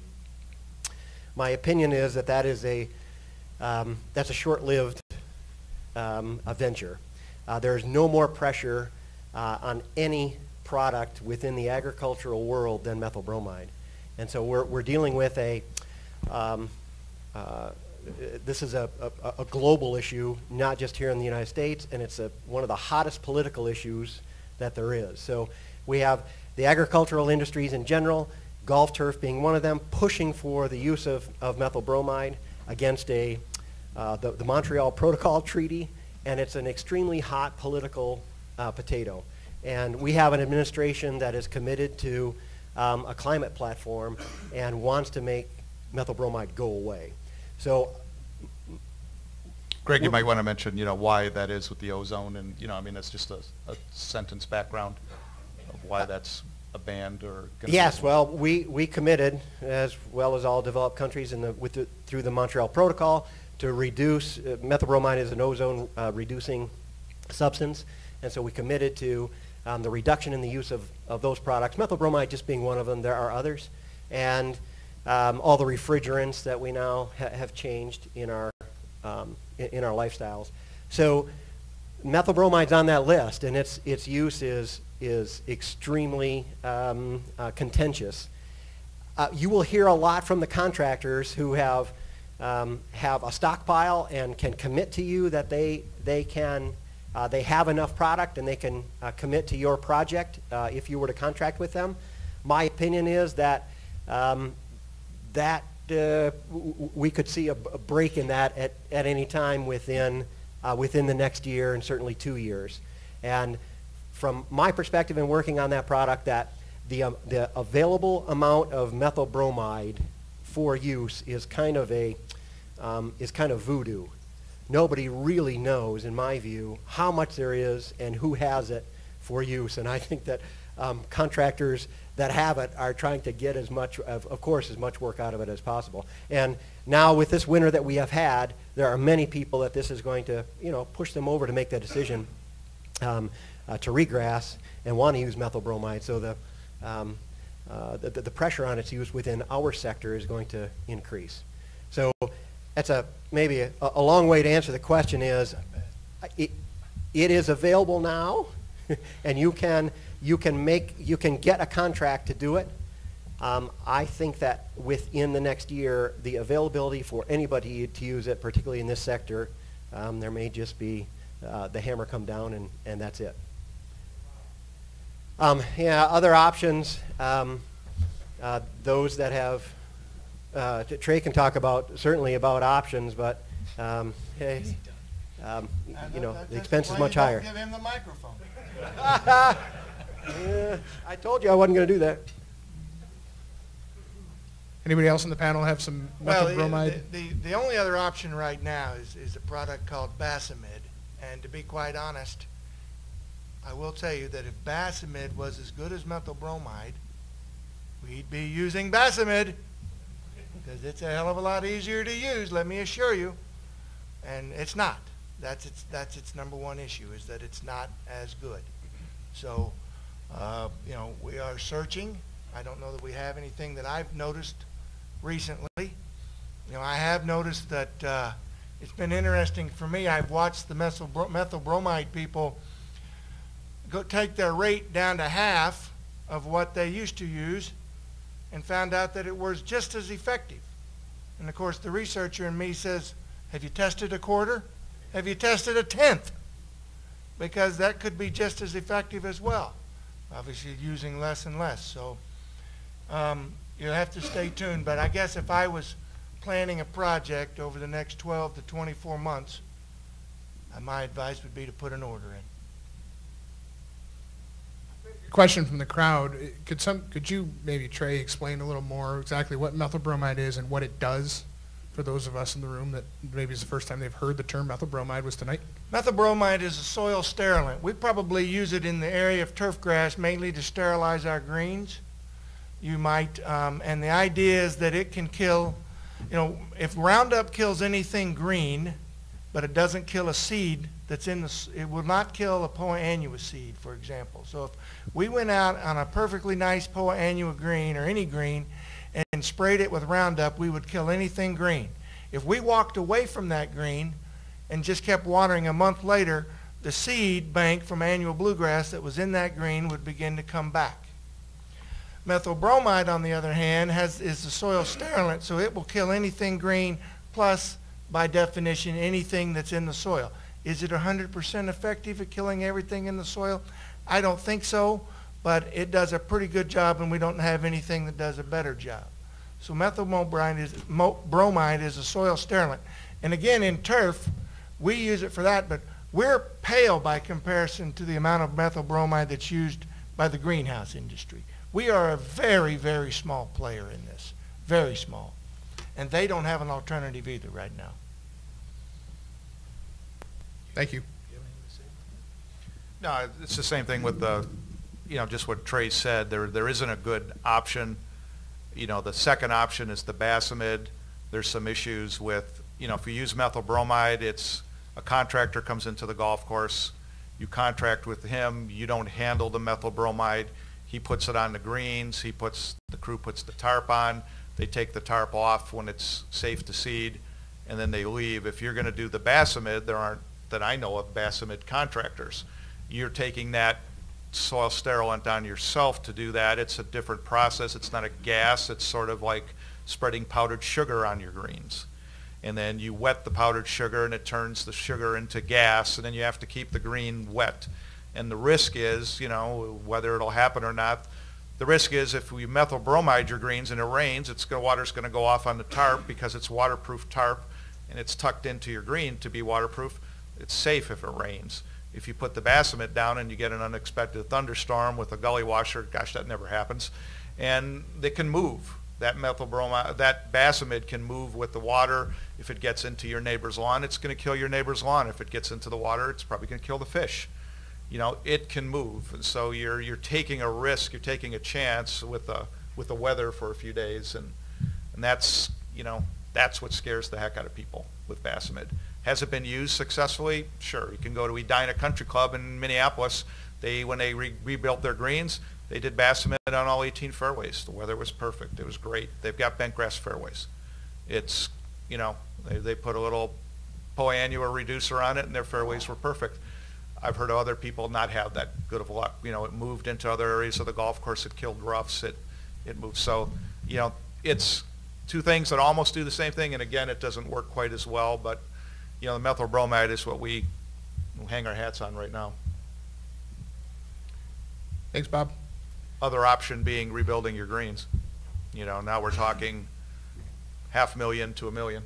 I mean, we went from $500,000 with with everything to $1 million because now you're not putting the XGD drainage in. Now you're not doing the extra surface drainage. Now you're not spending money on extensions, expansions. You still need to do the tree work, but that's probably a rough and dirty estimate of $500,000 for the total package of regrassing. Maybe less if you don't do the XGD drainage. Maybe you've already done it on some greens, but and looking at $1 million for totally new greens. Got a question over here, Greg? I got one.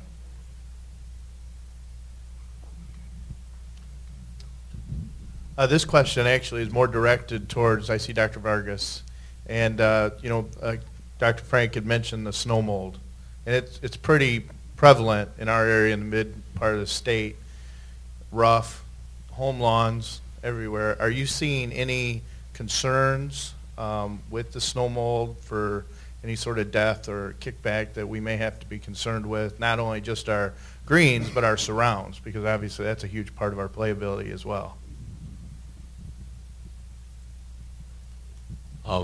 First of all, there are two types of snow mold, and if you got the tiffular, it's pretty much on the foliage, and you'll mow it off, and you won't see it again.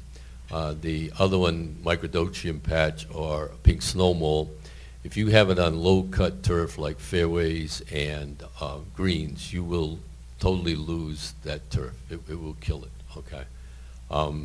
And then the thing that happens in Michigan here is it usually goes away. I don't know why. We have ideal temperatures, and then when we seem to get into late May and early June, those patches come back again. So if you've had it, you need to put on some type of fungicide to control it from like the middle of May till the middle of June.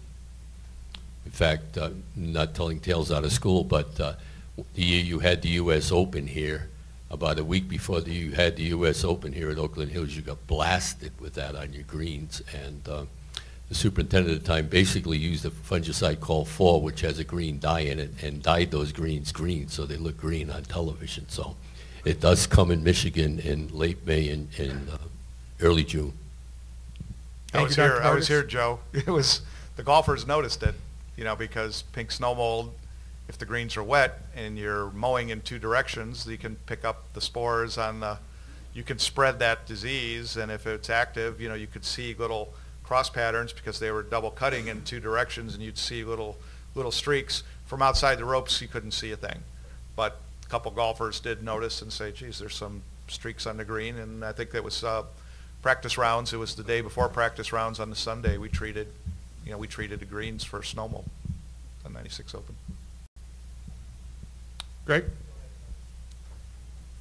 Going back to regrassing and the lack of having a fumigate to use, in your opinion, or any of the panel's opinion, or actually anybody in the room, what about doing it without any fumigation? What type of expectations do you think? Do you think it'd even be worth it?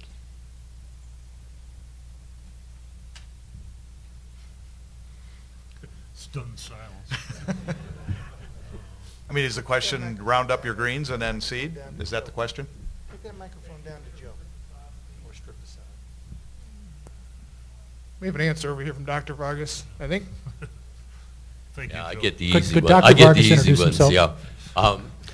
My guess is, well, first of all, it's going to depend on how old the green is. If the green's 10 years old, you probably get a pretty good stand to bend.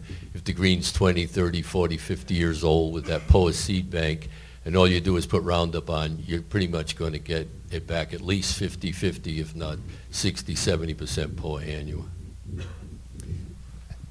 Adam, panel, if I might jump in, I have just a little to add. In our preparation of those methyl bromide packages, most of the methyl bromide used in turf was used in the southeast U.S., and where it was being used most in the last 5 to 8 years was for conversion of older Bermuda grass putting greens and fairways in some cases. So greens and tees of older Bermuda grass converting to newer, the newer ultra dwarf Bermuda grass. So a lot more acres of regrassing there. And in the package in preparation to EPA to justify methyl bromide use, the option that in Florida that we're using for comparison was, rather than using methyl bromide, Basamid, or Roundup, to justify why Roundup and Basamid don't work very well on older Bermuda grass greens. So the option was to then recore them. So essentially you're recoring, extracting all of the growing mix of the putting greens and rebuilding.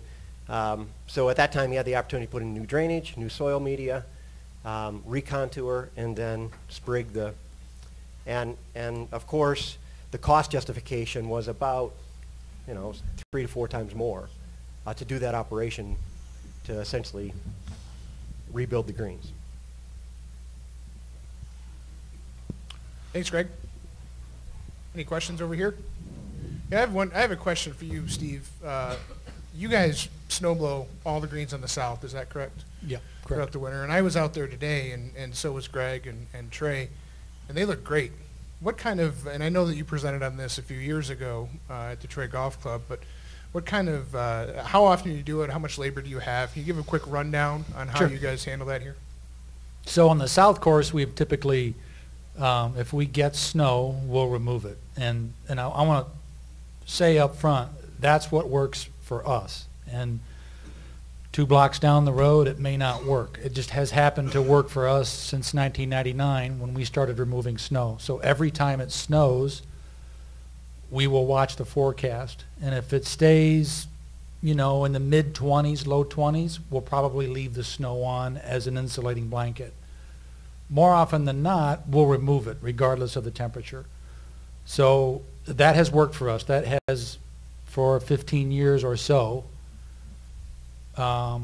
allowed us to have minimal damage on the south. And on the north, we would not remove the snow just because of the logistics involved in that and the fact that those are healthier greens over there.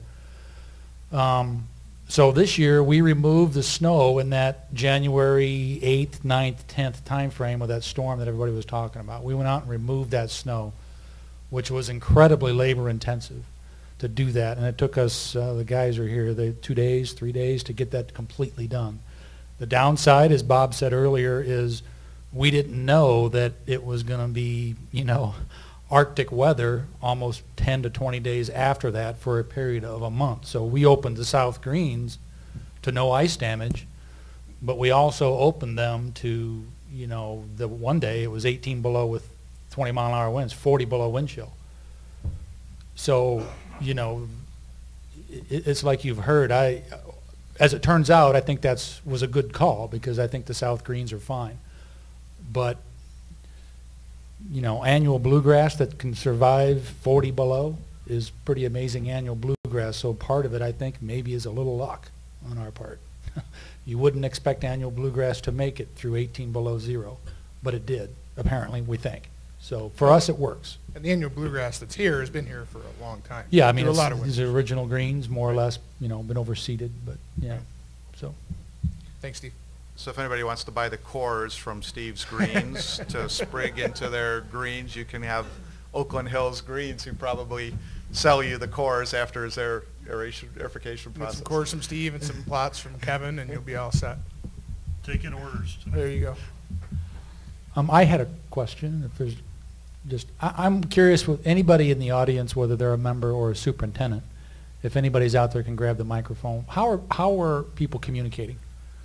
What are guys doing to communicate with their members? What are the forms of communication that seem to be prevalent? Does anybody have a comment on that, how you're communicating with your members? You know how much superintendents love telling everybody their story.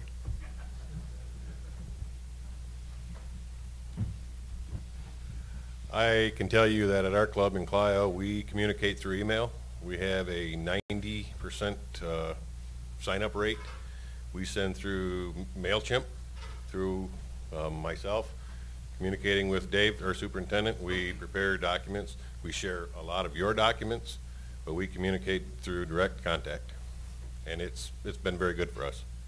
What was the email you said, an email service? We use MailChimp. MailChimp? Yeah, it's part of our POS that we communicate through our members. Steve, I know I've seen that an explosion in Twitter, for sure, especially this year, especially with ice damage. There's been a lot of conversations going on Twitter amongst, especially superintendents in this area. I think it was, how often do you do? Weekly. Weekly. And whenever a bulletin comes out from the association, we share that with them.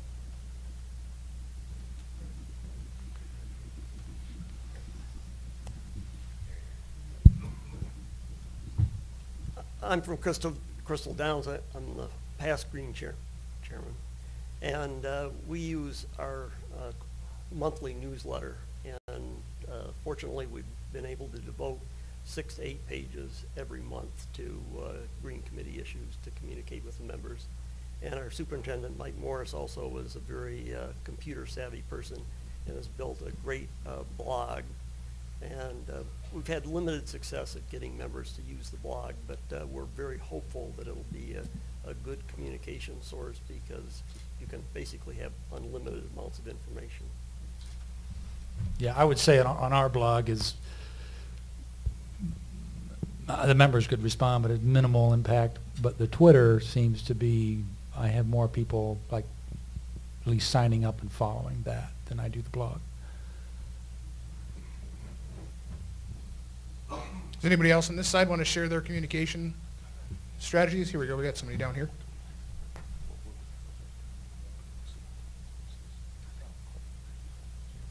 Yeah, my name is John Walsh. I'm the president of Edgewood Country Club. And back in 2010, we had extensive damage. And one of the things we realized that our communication with our membership wasn't very good. And you know, we tried hard. We just didn't expect it. And there's a lot of questions, a lot of people that were very upset about it. This year already, we put out, I think, at least one, maybe two, that was written by our head superintendent, Brent Roberts, right here. And we actually included a link to the turf grass letter that was sent out just I don't know, a few weeks ago or 2 weeks ago by your organization. And so far, we're already getting questions that are more positive than negative, and we're trying to keep that up as we move through this process. So we're hoping that we come out of this better than we did in 2010. We're positive about that, and the communication for us has been very key. Thank you. Anybody else on communication? Anybody else have any questions for the panel? Here's Make sure we got a couple hands up over there, Greg. While Greg's doing this, real quick, could just for our own edification here, could I ask how many club officials are here? Board members, Green Kitty members, you know, club owners, general managers. Could you guys just stand real quick? Golf pros, Patrick, non-superintendents, Mr. Croswell, could you stand please for a second? Non-superintendents, club officials, okay. Non-superintendents. Okay, great. Yeah, great. Thank you. Great. Thanks, Steve. We didn't have you count off, so that was good. It's like 80. I did a quick count, and there's like 80 people. 80 non-superintendents, that's a great turnout. My question was not so much communication, but what's a good approach when opening the golf course this time of year? I know there's going to be a lot of pressure to get open, and what would be a common approach? I know it's a big can of worms, and it's probably everybody's in a little different situation, but what would the panel say on how to approach that? Steve, you want to start off, and we'll just work right down the panel? Sure. Well, you know, right on this side of the wall. Whatever Steve says, he's right. So.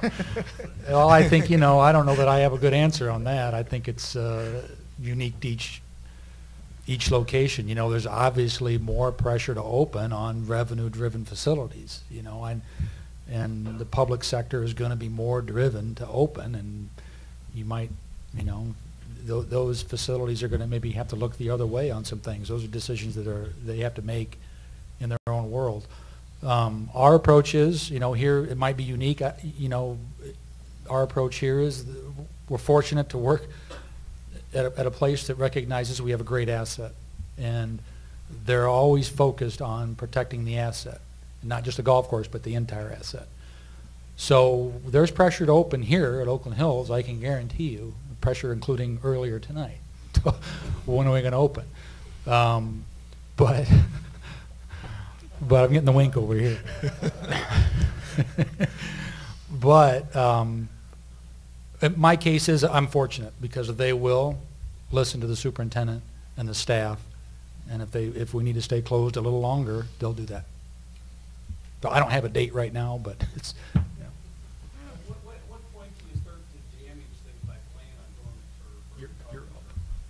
Yeah, that's, you know, what I... You'll get asked these questions, everybody will, and Sure.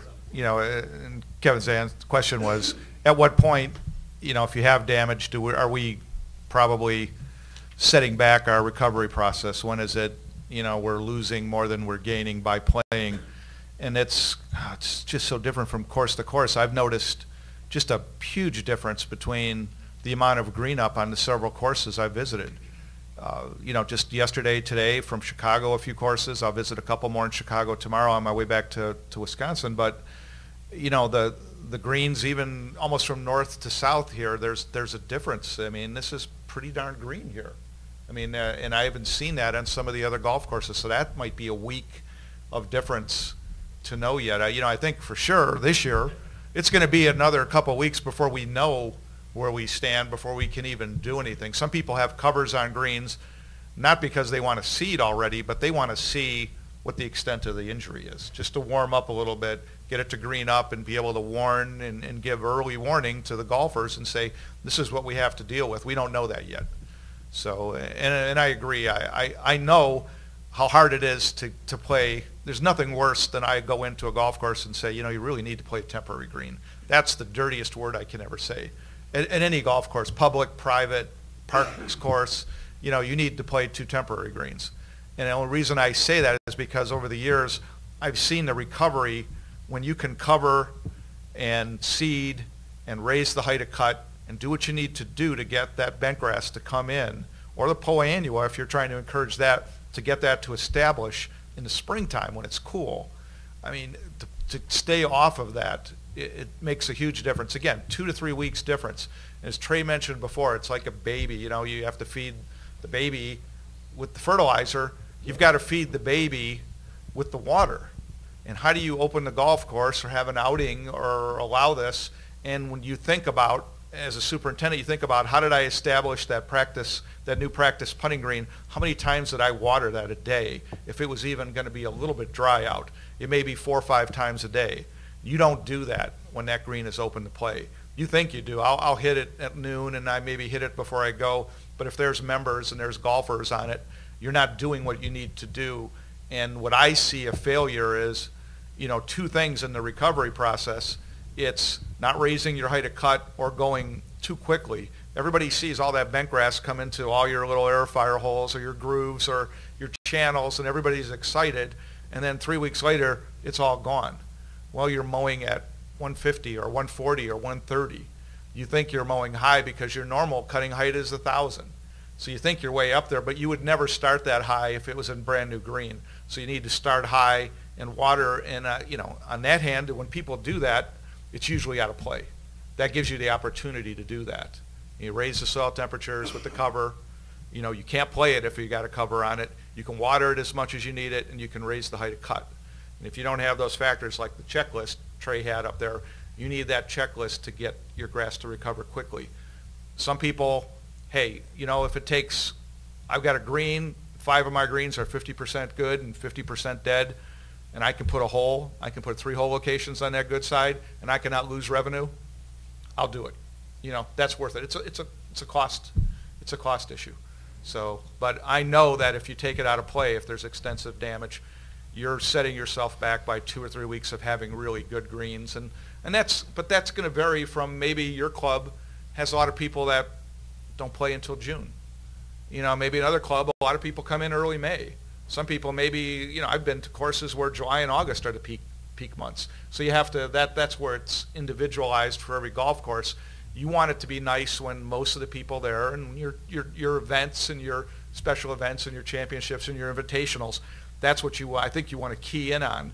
And maybe you have to sacrifice a little bit in the front end to get there, but there's nothing worse than what I did last year is doing winter kill visits in August. You know, you never saw such sad people all summer, and it's still as if I would have been there in April. There hasn't been any recovery because they played it and they're at a low height of cut and they've seeded 10 times already. And nothing happened, you know, and it's a combination of shade and everything else. So again, that's, you know, we don't know yet, but if we do have damage, keep that in mind that what you do early can really help you later in the summer, and it's hard to, you know, sacrifice that. You wish you could have both, but sometimes that early sacrifice is really worth it, and I've seen that over the years. Kevin or Trey, do you have any comment on opening the golf course? I kind of forgot the question. When are you going to open the golf course? Yeah. I was going to say, you know, right now, in all seriousness, the frost isn't out of the ground in a lot of places. I mean, you get out in any northern exposure, I mean, there still might be snow in some places. I mean, there's everything Bob said about, you know, damaged greens and giving them time to recover, of course, is key. But I think, you know, if you don't have a tremendous amount of damage and you're still, you know, when can you pull the trigger on trying to open the golf course? To me, the logical thing is frost out of the ground, you're reasonably dry, so you're not going to be doing compaction or tearing or anything around putting surfaces especially. Whether that's, I don't know the forecast, if it's wet, it's not going to help us the rest of this week with temperatures, it doesn't look like, so I don't know if it's going to be a week, 2 weeks down the road. I don't know. I'm like the rest of you. My clubs are in the trunk. I'm ready. So they have a, when I was visiting last week, the one thing I kept asking the superintendents was if I blindfolded you and took your memory away and then took the blindfold off and said, what time of year is it, what would you say? And the answer, this was March 30th last week, the answer was the end of February. Well, now it's all the way up to March 5th. That's really what the plant thinks it is right now. And so that's what you need to keep in mind, is that that's kind of where we're at. Now, how many days do we gain every day? I don't know the answer to that. I do know that I got a growing degree day chart sent to me on Monday, and the GDD 50 value, which we kind of all base ourselves, was 0. You know, 0. I suppose it could have been, we have not had any spring yet, and you just need to keep that in mind. I apologize for it, but we haven't. Trey, on the growing degree day, and I know we have a question over there, Greg, when you said it's 0, for people that don't know what growing degree days, what kind of number are you looking for to be able to open the golf course normally? I really don't know if there's a number that you would open the golf course normally, but I'm just saying on April the 1st, I don't think I've ever seen that, that we have had 0 growing degree days. Okay. Greg, you got a question over there? Bob, you touched on this earlier a little bit, but I think everybody's in agreement that POA took the biggest hit this winter. And so ultimately, a lot of us are faced with interseeding bent grass into a POA green. In your opinion, what would be the best technique to do that? And then ultimately, if we did everything right, what's the survivability long-term of that bent grass on a POA annual green? Well, I think the key is, what I've seen over the years is just the seed to soil contact. You've got to get the seed, in contact with the soil. So sometimes a light verticutting, isn't enough to get the seed in. There's tips that I've seen work better. Probably the best I've ever seen was someone take a grade and go in and actually create the channels in two directions, some channels, and then work the seed soil in there, cover the green, and it was 3-4 weeks. Even in the springtime, there was bent grass, strips of bent grass growing into the green, and that was, that was the best growing I've seen. That was in Minneapolis, St. Paul, much cooler climate than here. So it's the seed to soil contact that I see. Now I see and it's hard, and again, that's where maybe the research on the BMPs comes into. If you had a research project, I'd like to see a research project in, I wish I could fund it with a smaller grant, but I'd like to see if we're going to put seed in now, what's the temperature we need to get the seed to germinate? Should we pre-germinate the seed? Get an early start and then put the cover on top of the pre-germinated seed, because we can set the process in the maintenance facility and start the seed to germinate early. But, it's the seed to soil contact, and it's the moisture. The three things: it's the seed to soil contact, it's your height of cut when you start mowing. I think a lot of failures are you're mowing the first time too short, much too short, and it's just the fact of life of where we are for normal day to day. It seems so far to come up to 180. People have had come up to 180 and they don't even know that setting is on their mowers. But you have to think of it as a new green. And that's the hardest thing. You're still trying to play a green, but you're thinking of it as a new green. So you have to treat that bent grass as if it's a new grow-in, and that's the hardest part. And you think if you were going to do a new grow-in, you work the seed into the soil, you till it in a little bit, you roll it, you press it down, and you water it. I think the rolling helps too. You get a heavy roller on that seed too as well. So I think what we're going to do, and again, as I mentioned before, I think let's wait and see what we get in a couple weeks and see the extent. And if it is, if it's bad news, then we're going to do a case studies and maybe some type of here's one really successful way, here's another successful way, because I'm sure with all the great superintendents in here, there's a couple ways to skin the cat that are going to work. It's little holes, it's grooves, it's verticutting, it's the job saver, it's small aerification times. There's different ways to do it and be successful, but there's also pieces that are taken out of the equation that could make it a success or a failure. Thanks, Bob. Trey, do you have anything to add to that on interseeding? Well, I do agree that it's the seed to soil contact. I will say that our data survived some of that 150 to 170 height of cut in the last fall when we were doing this. Now, that's, as superintendents know, 150 can mean a couple of different things. So I would say to, start as high as you possibly can. I'm also going to tell you that Dr. Vargas and Dr. Frank and myself, in that letter that we sent you, we worked very hard to give you a detailed methodology of how you should go about interseeding the greens. So, we'll be able to answer questions specific on that as well. but it is the seed-to-soil contact, it is soluble fertilizer, it is not mowing too short, too early, but mowing, definitely mowing, because that is one of the ways that you're going to move, you know, spread that grass, and then making sure that you keep a nice moist seed bed. Thank you. Greg, you had a question down there? Hi, we've had a great discussion on reseeding the greens. Can you just touch on resodding the greens?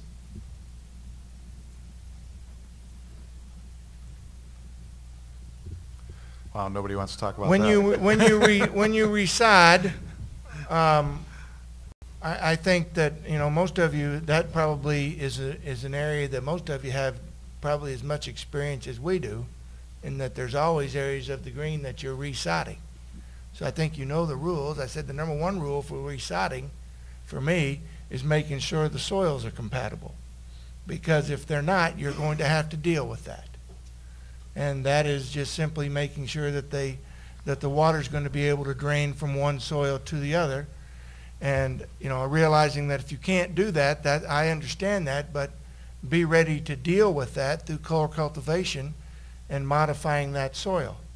But sodding, if you can find the sod, and there'll be places where you can, although I have to think it's going to be in short supply if we have the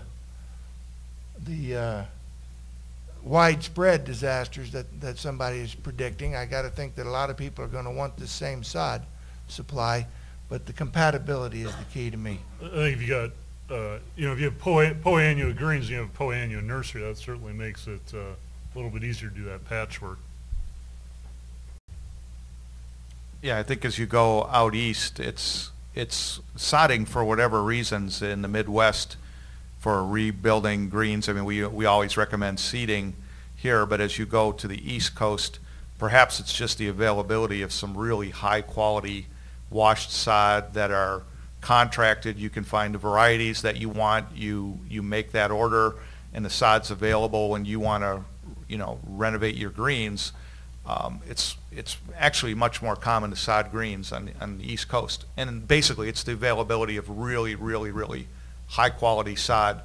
And some people that are only sodding one green, they grow their own grass on their golf course with exactly the same mix on their greens, and they just transfer it. So I mean, it's very compatible. Again, it's the compatibility issue that you're looking for. I'm not sure, I haven't contacted very many sod farms, but I would think the availability of sod ready to go in April and May is going to be pretty scarce. It's not when people normally sod. You know, you're usually doing that, the sod growers are growing it all summer, and then it's like a new crop.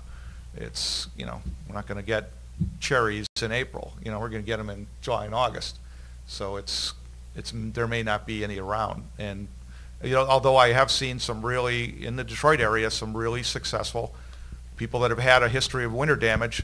The crew is excellent with sodding, and you know, the beauty about the sod is if you've got a crew that can do it well and you've got compatible sod, 2 to 3 weeks you're on that green and you're putting, and it's really not a bad surface. It's really a good surface. But that's, you know, a crew that can really lay sod well, and that's having the availability of some really high quality grass. And that's, you know, it's almost instant playability. Greg, you have a question down there? Oh, I'm sorry, Steve, do you have something to add? Down here. Okay. Yeah, Steve, this is back for you on your talk there, what you do here at our non-superintendents. You know, at Orchard Lake, before we regrassed, we would take the snow off of certain greens that we thought were high risk. And, you know, we're a fairly high budget club, but I'm sure there's some in here that are medium or maybe even public golf courses. Including myself, we have 5 year-round employees. So in the winter, I really have 5 guys that can clear the ice or snow off of greens. Can you elaborate on how many you have in the winter as a comparison?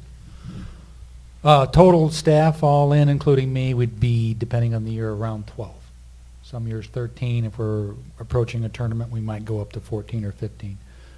And when we go out to blow, again, I've got my guys here, they can correct me if I'm wrong, we would send out maybe 5, 6 guys, maybe more, 7 guys, guy to clear a path with a tractor and a loader so the cart can get out there with a walk-behind snowblower. So much depends on the window. If we see a meltdown coming within 24 hours, obviously that puts a pressure on us to get them done. So, and then those guys are obviously outside trying to keep annual bluegrass alive in the winter and not in the shop working on equipment in the shop. So it sets us behind inside as well. Puts pressure on us right now to get equipment done because they were outside a lot this winter, a lot. So it doesn't work for everybody. We're fortunate, you know, and that's why I prefaced my comments earlier is that that works for us here, but we're in a bit of a bubble, and I get that. So, good question. I had a question, if I'm not interrupting somebody else, and I don't want to open Pandora's box or be the black cloud of doom, but Kevin already did that. You guys, This is for Trey. you three guys, this is for Trey. Yeah. Do you think over the years you have seen, and over the years meaning 20 years or 30 years, have you guys seen more winter damage? And do you think that is in any way related to speed of greens over that time period? Do you think there's any correlation there at all? One observation I've had is I've made some visits and talked to superintendents. For those that went out and tried to maybe see what ice they had, one thing in common was when you said what happened when you got to the collar, almost I think 100% of superintendents have told me there's no ice there. You know, it was perfectly outlined on the green, but not the collar. I don't think we're going to quit mowing greens at Labor Day to get them to collar height, but it would certainly implicate that there's something with just the height of the grass. Now, whether that is influencing ice formation to some extent and or just the health of the turf between higher cut turf and greenside, there's appears to be something there. I haven't been around long enough to be able to tell you 20, 30 years ago. I'll leave that to my colleagues on the panel. Go ahead, Mr. Babbitt. No, I get to say. I'm not sure I see, you know, you'd have to say, well, let's look at a golf course that's, you know, typically say like a 9-hole golf course somewhere that is at a much higher height of cut, that's at 532nd still right now, or maybe, you know, 150, 155, 160, and there still are some of those courses. I still see damage on those courses when there's ice, when there's freezing and thawing. I still do see that. I think, though, you know, it's a good question, is that greens, you know, we push greens, especially on older golf courses, so hard now. You know, it used to be, you know, saying 20 years ago, 25 years ago when I started, you know, for a private club, a good private club, we wanted good greens for a month, you know, 6 weeks. We wanted, you know, women's invitational, men's invitational, club championship, ladies and men's. That's what we wanted, and there was a specific time. And over the past 25 years, it's not good enough now. You know, the bar has gotten raised to, then they wanted it June, July, and August. Then it was, you know, then it was an extra month on each side of that. Now we're into the end of October, and we're starting, you know, as soon as we open, we want that speed. And yes, technology's gotten better. Superintendents are better, smarter, you know, and everybody's evolved, and we've been able to do that to a point, but the greens are older. You know, the greens they're shorter, the pull is shorter, and I just think, you know, the trees are taller. And I just see, on a lot of old courses, I just see this slow decline. And, you know, in a mild year like we had 2 years ago in 2012, you know, it's fine. Everything's fine, but now we've had 2 big bumps of 2 tough winters. And I just see, you know, again, I hate to get back on the bandwagon of thinking, you know, this is an old car that you're driving. And regardless of how great the old car is, you know, it used to get you back and forth to work very well, but now you know, the engine's about shot. And, you know, now it's time to start thinking about the regrassing. And I think it's hard. It's hard to do that, but that's, you know, it's maybe a green is like a bunker. You know, is like, you know, you renovate your bunkers after so many years, you need to renovate your putting greens after so many years. It's not unusual in Florida, you know, because of the Bermuda grass versus the cool season grasses. Maybe we've been spoiled, but, you know, if we were at Seminole, gosh, every 10 years, you know, they're regrassing, methyl bromiding their fairways, and they regrass.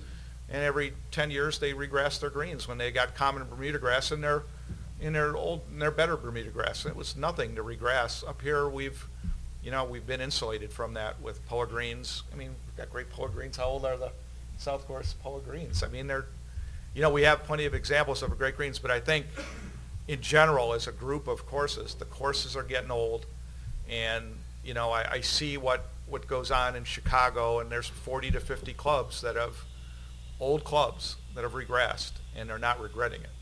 You know, I think we're going to see 3 more this fall, and it's probably going to be, if there's damage, there's going to be more on the bandwagon. So, you know, we looked at the short list here in Detroit, not very many over the past 10, 15, 20 years, a handful of clubs versus 50 in a somewhat different market. So, you know, I think it's something we need to discuss and think about. And again, great presentation with, this is a checklist you need. It's not a knee-jerk reaction to what happens this spring, but it should be a wake-up call for people to start considering this, and maybe in you do long-term plans for this clubhouse. Maybe you need long-term plans, you know, long-term master plan for your putting greens. Yeah. Thank you, Bob. So I'll close by saying that in 2008, I could see something along these lines coming, and that I knew that we needed to start thinking about renovation, and I made the decision to stop doing any athletic field research that I had been doing and focus only on greens renovation, putting green, best management practices, because you could see all of the holes that were in the renovation process.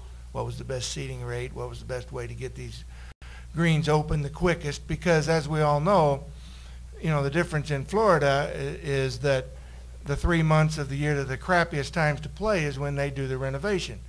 Well, we got a little bit of a different background up here in that we're going to have to give up some golf. So what you fund right now when you fund the Michigan Turfgrass Foundation is you fund the best management practices. You fund this idea of how to maybe shave a month off of that growing season, or so that grow in, so that we lose less and we have less risk when we do walk into this green, if somebody asks me. So that's what you're funding right now, and we thank you very much for it. Thank you. Thank you, Trey. I have a quick 3 announcements. One, GCSA members, you get 0.2 CEUs for this. I'll enter those for you. I believe PGA members also get some educational points. You have to talk to Kevin Helm about that. Your name tags, unless you want to keep them as a memento of the night, please put them back on the table when you leave. We'll recycle those. And with that, thank you very much to the panel.